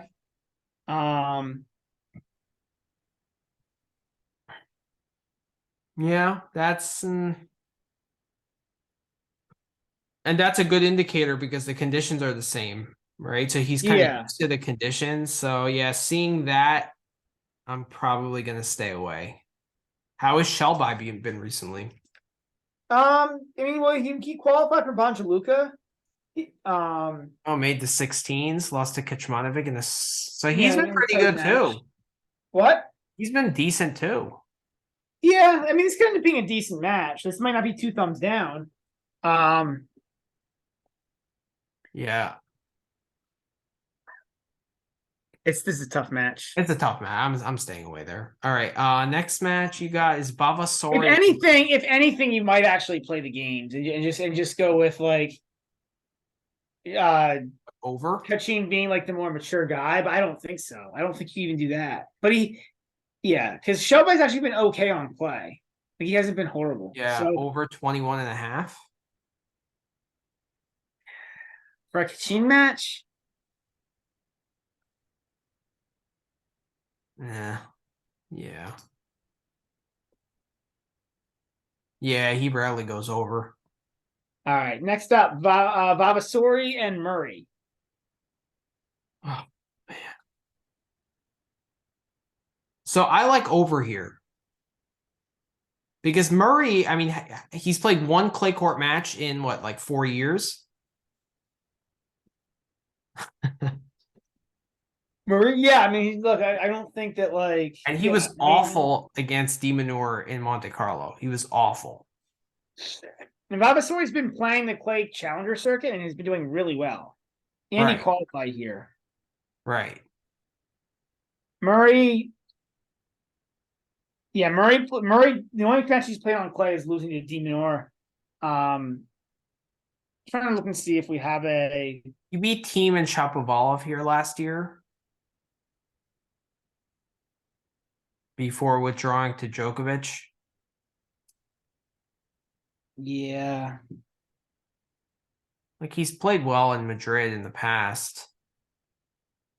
And then prior to that, I think 17 or 18. Yeah, the last time that he played there was 17 and lost to Ramos. Right, I remember that. Oh, no, that was in Monte Carlo, lost to Coric 3-3. But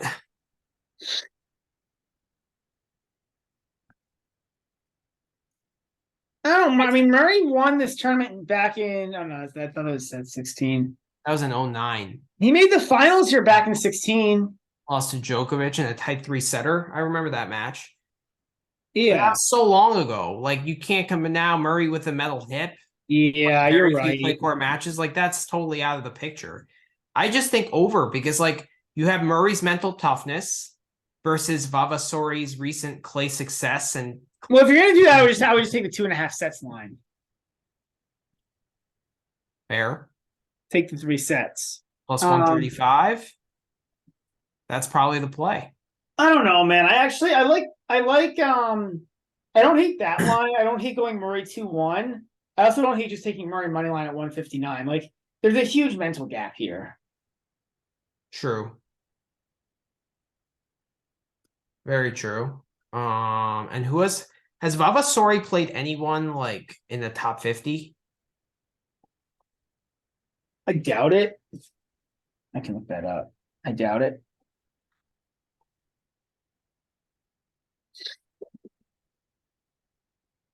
He lost to Evans. Okay.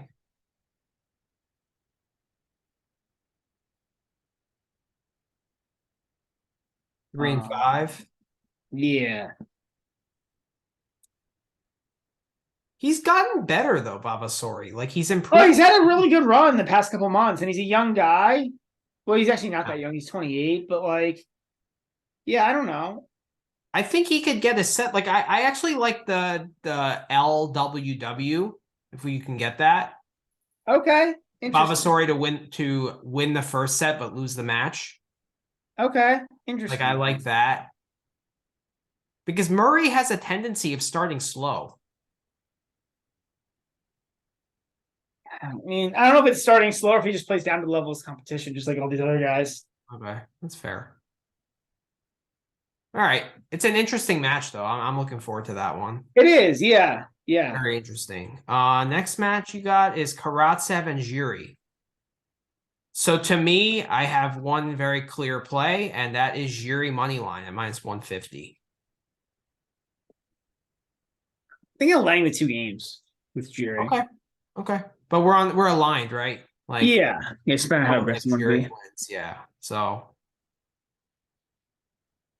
I really think that's the only play here. Like, I could see Karatsev actually, minus 1.5 sets for Giuri is plus 160. You like that? So but Karatsev qualified here, right? And he actually looked kind of decent for once on clay. Kind of decent for once, yeah. And the thing is, you could see Karatsev winning the first set and then just going away. Yeah, I guess what I kind of like the Giuri just take the money games. on Giuri. Okay. All right, but we're aligned. The games. I mean, either one. I mean, I'll play the games. It's only 2 games. 2 games. All right. Okay. No, actually, I'm gonna go back now. I'm just gonna take the money line. I'm really torn, as you can tell. Karatsev, Giuri is just eating me up inside, man. Yeah, I know. Christopher O'Connell and Filip Krajinovic. The match point 9 guys talked about this one. I like O'Connell money line here. I have a play. You don't have a play? I don't have a play. I mean, I like what O'Connell is doing. He's actually playing really good tennis recently. And I actually think the altitude. Actually, you know what my play here is? My play here is the O'Connell is the same thing as yours. I'm going to take O'Connell, and I guess I'll just lay the game.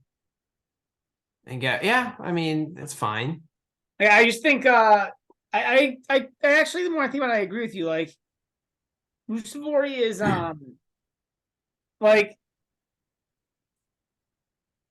not Musavori. Virginia is just such a low compete level. Like, if you win the first set, you could be good to go. You could, especially if it's like a long physical first set. Forget it. Like, he's done. Yep. So I mean, I love O'Connell money line. That might be my play of the day. You know, and it's only minus 128. It's not like, you know, he's a huge. Yeah, you know what? I'm gonna go ahead and I'm gonna go back to my favorite. original thing and go minus 120 on the money line. I agree. Yeah, that makes sense. Yeah, and he's been really good. He's been really, really good. Big win against Zverev last week. Let's see what else he's done.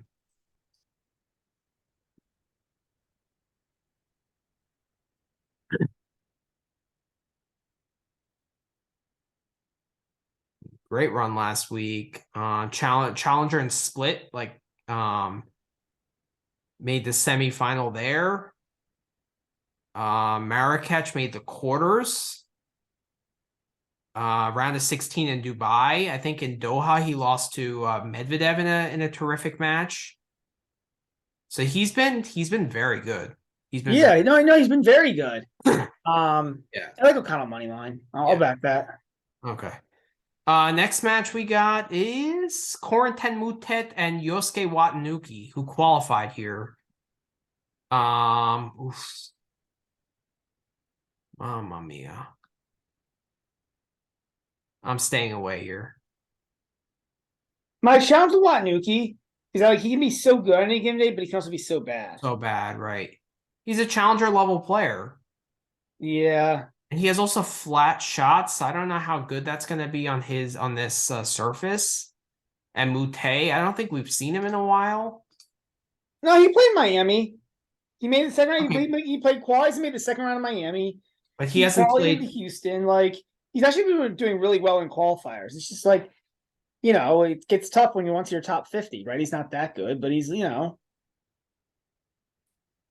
But has he been playing clay? He played Houston.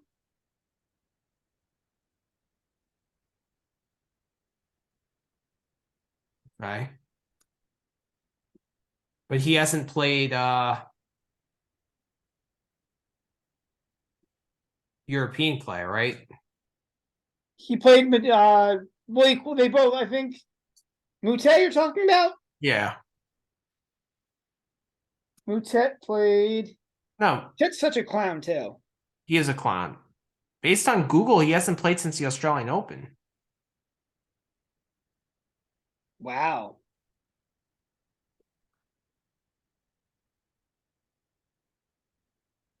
That's kind of amazing. That is.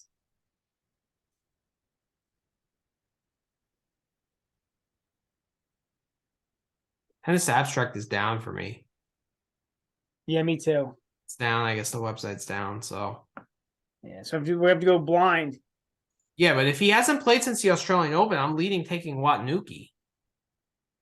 Oh, for sure. Well, I still, man, I don't know, dude. I still would like. I think I'm gonna stay away here. Like, Watanuki can play great and he can play terrible in the same tournament.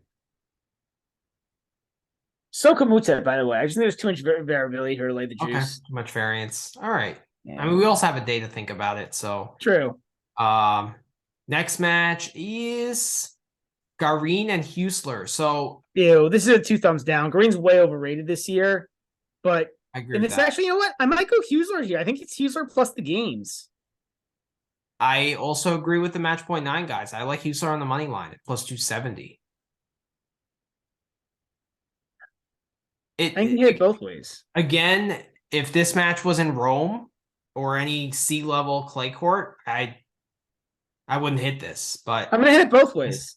on this court, I think it's a good play. I'm gonna hit both. I also think the over 21.5 is a good play here. I agree. I agree there too. So I'm gonna hit. I got it 3 ways: Husler +4, Husler +270, over 21.5. Okay, and you can hit all three.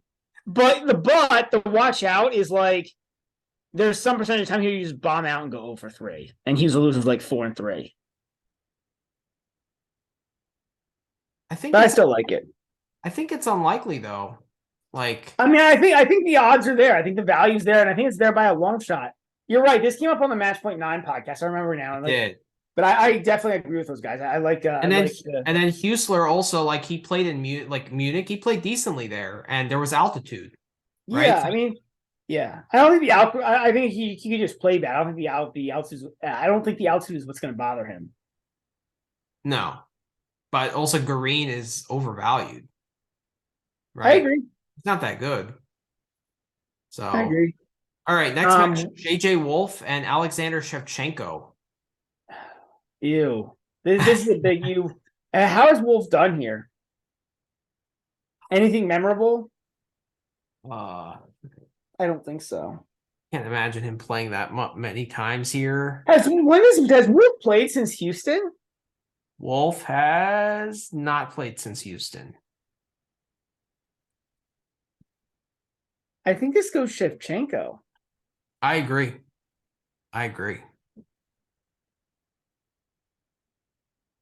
Kubler and Lajovic, we already talked this. I'm laying games here with Shevchenko. I'm just taking the money line, but yeah, I can see laying the games. I'm cool with either one. Okay. And Shevchenko's been really good recently. Yeah. So Kubler, Lajovic. We talked about this one already. I'm on Kubler.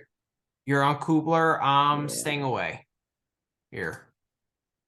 It's like the one match that you play that I stay away from. I know. I was thinking the same thing.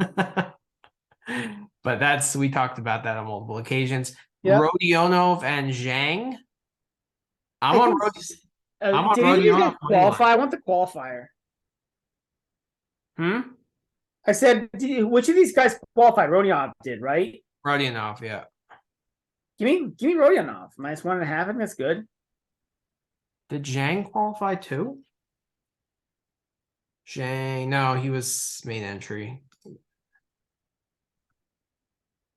I think these Chinese guys they're not comfortable on clay. Well, I think Asia also has more hard courts than clay courts. Right. Zhang. I mean, Tallahassee, he made quarterfinals. That's I think green clay. Is that right? Yeah. Well, where is this being played now? No, it's being played in Madrid, but I remember, man. Yeah, this is obviously it's Madrid. The tournament is Madrid, but did Rodionov get a lucky loser? No, he qualified. Oh, he qualified. Okay. He beat Laurent Locally and Daniel Altmaier, and that's a decent win to beat Altmaier. It is. That's a decent win. And who's he playing again? He's playing Zhang.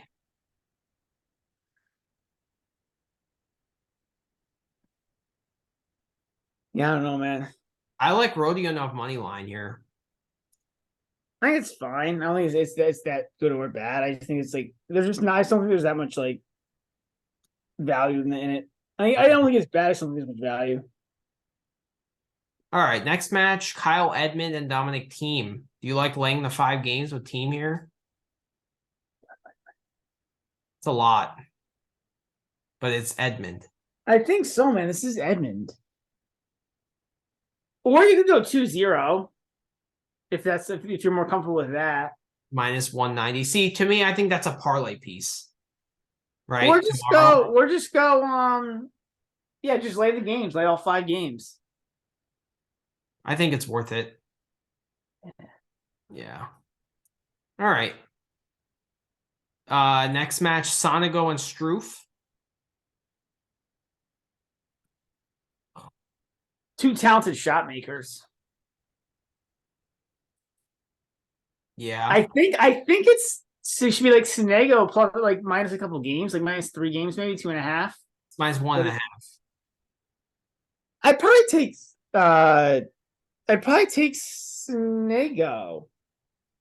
I just think Struff is likely to go on one of his like walkabouts. He did play crappy in Munich last week and lost to He lost to Rublev, didn't he? no. No, that was in Monte Carlo. He lost to wow, he got a lucky loser, lost to Karatsev Wow. in qualifying. And in Munich, he lost to Richard 5-5. So Okay. feels like he's having one of his lulls again, Struff. Makes sense. So, oof. But like if he was in Monte Carlo form, I would lean Struff in this matchup because of Sonego's erratic kind of. Yeah, actually, the faster courts might not help Struff here. So I'm all over Sonego now. They might not help Sonego either, but I think they help. Yeah, I think like wind and elements helps. Do you like Struff Sonego over Sonego. 12.5 at -135?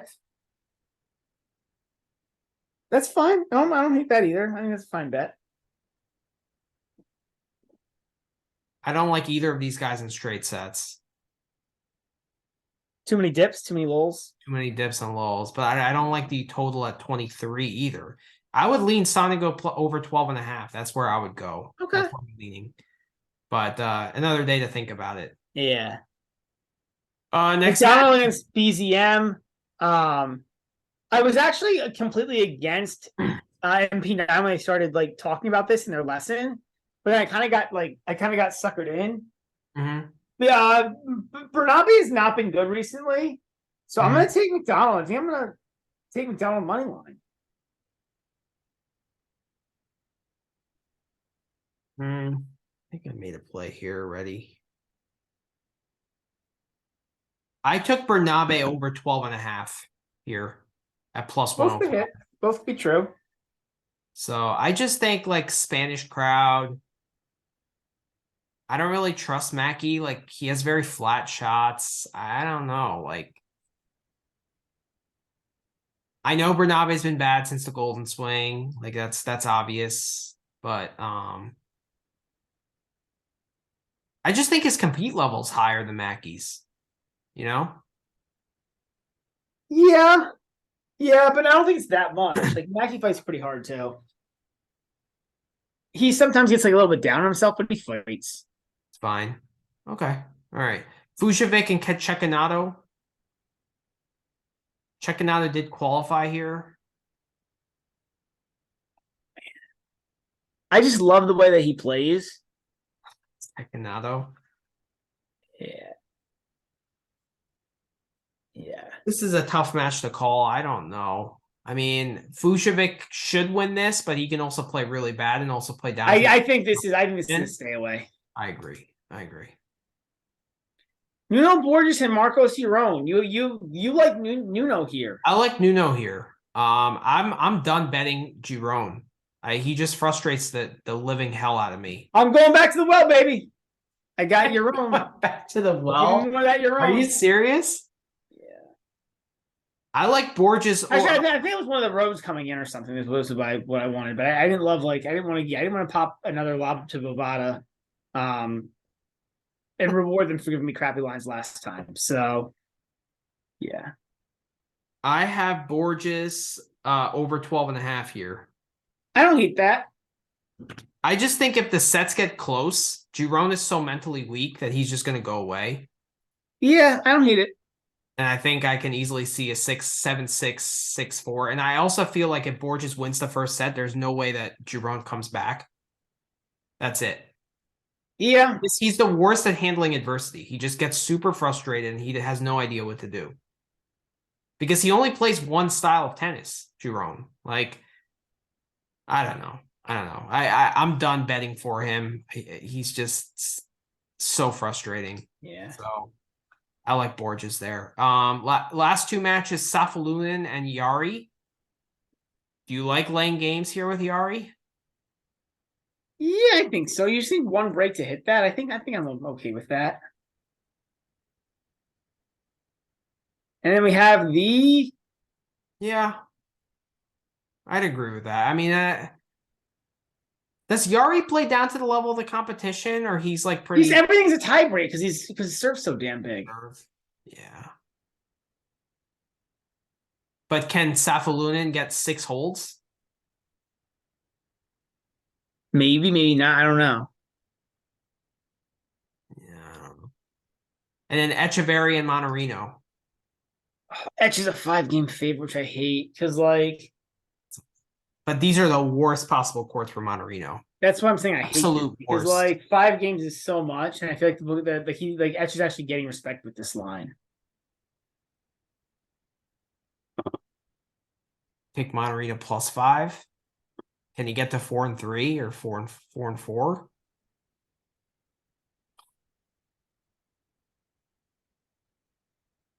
I don't know, man. I think it's a stay away. So it's like 5 games is a lot of games.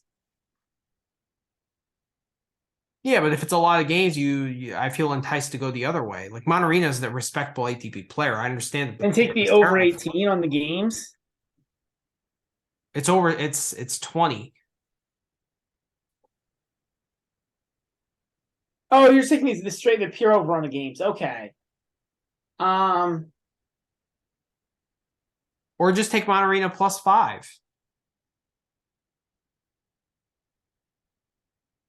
Because then you get the push if it's 4-4. Or no, Yeah. 4-3. Yeah. That's just so many games. Like, do you feel like Etch should be 5-game favorite against anyone? Like, I understand. I'm higher on Etch than anyone. You know, I like him.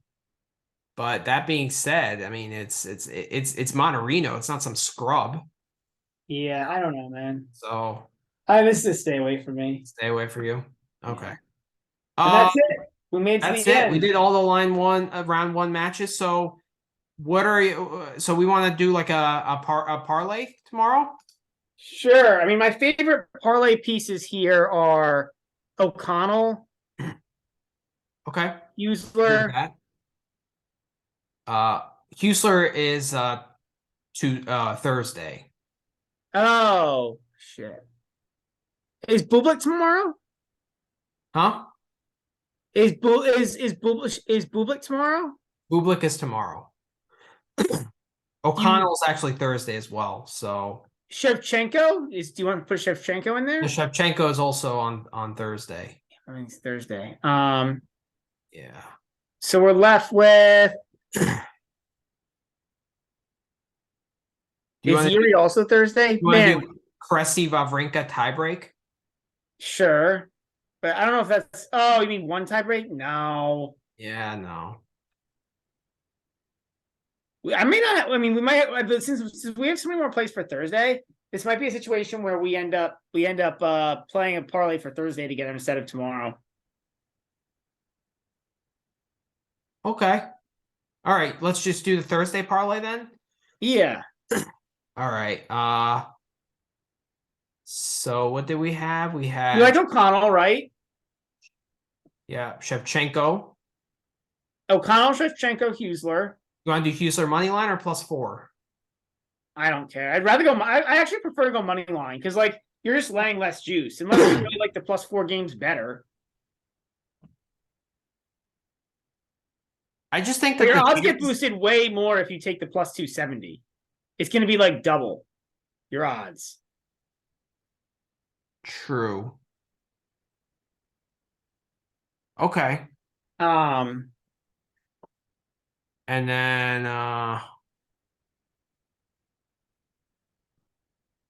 Ivashka? No, but Ivashka's is tomorrow. Oh, then I think that might be it. That's 4 legs, right? That's 3. Shevchenko, O'Connell, and Huesler. Oh. You need one more leg. Jiri? Bublik? No, Jiri is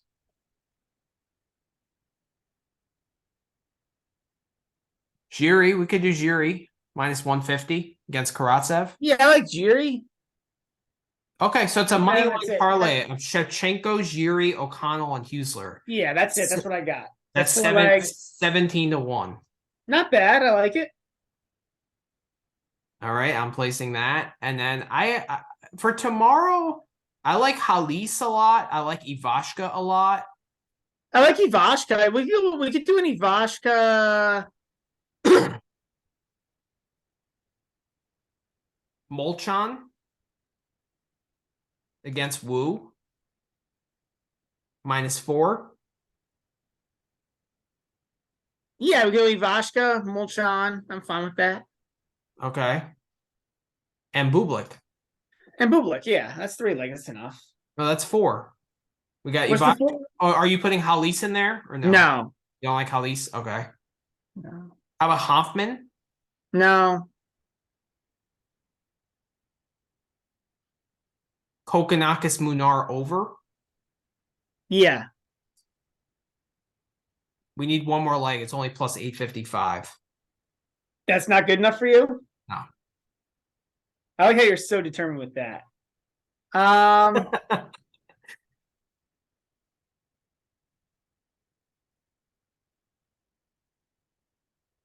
Cressy Wawrinka over. No, it's 23.5. Is that over under, right? 23. Yeah. That's too much for me.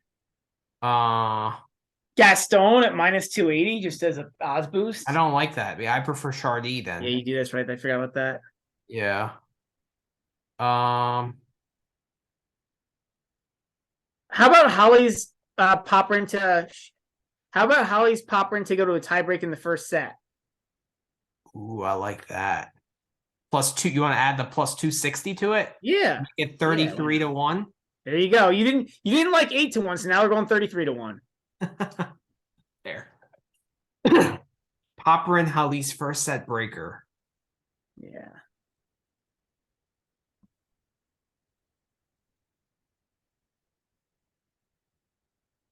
All right, man. We got our family parlays for the next 2 days, so I'm excited. We'll see if one hits, man. I have so many plays. I just realized I'm playing like half the matches in the first round. I know Klaus has been telling us not to, but it's hard because you see value and it's like, yeah, yeah, it is what it is. So, all right, everyone. So we'll be back for the second round. Thanks for all the listeners, and we'll certainly be active on Twitter the next couple. Another 2-hour pod. Yes. All right. Have a good night, everyone. Have a good night, everyone. Bye, guys. See ya. All right.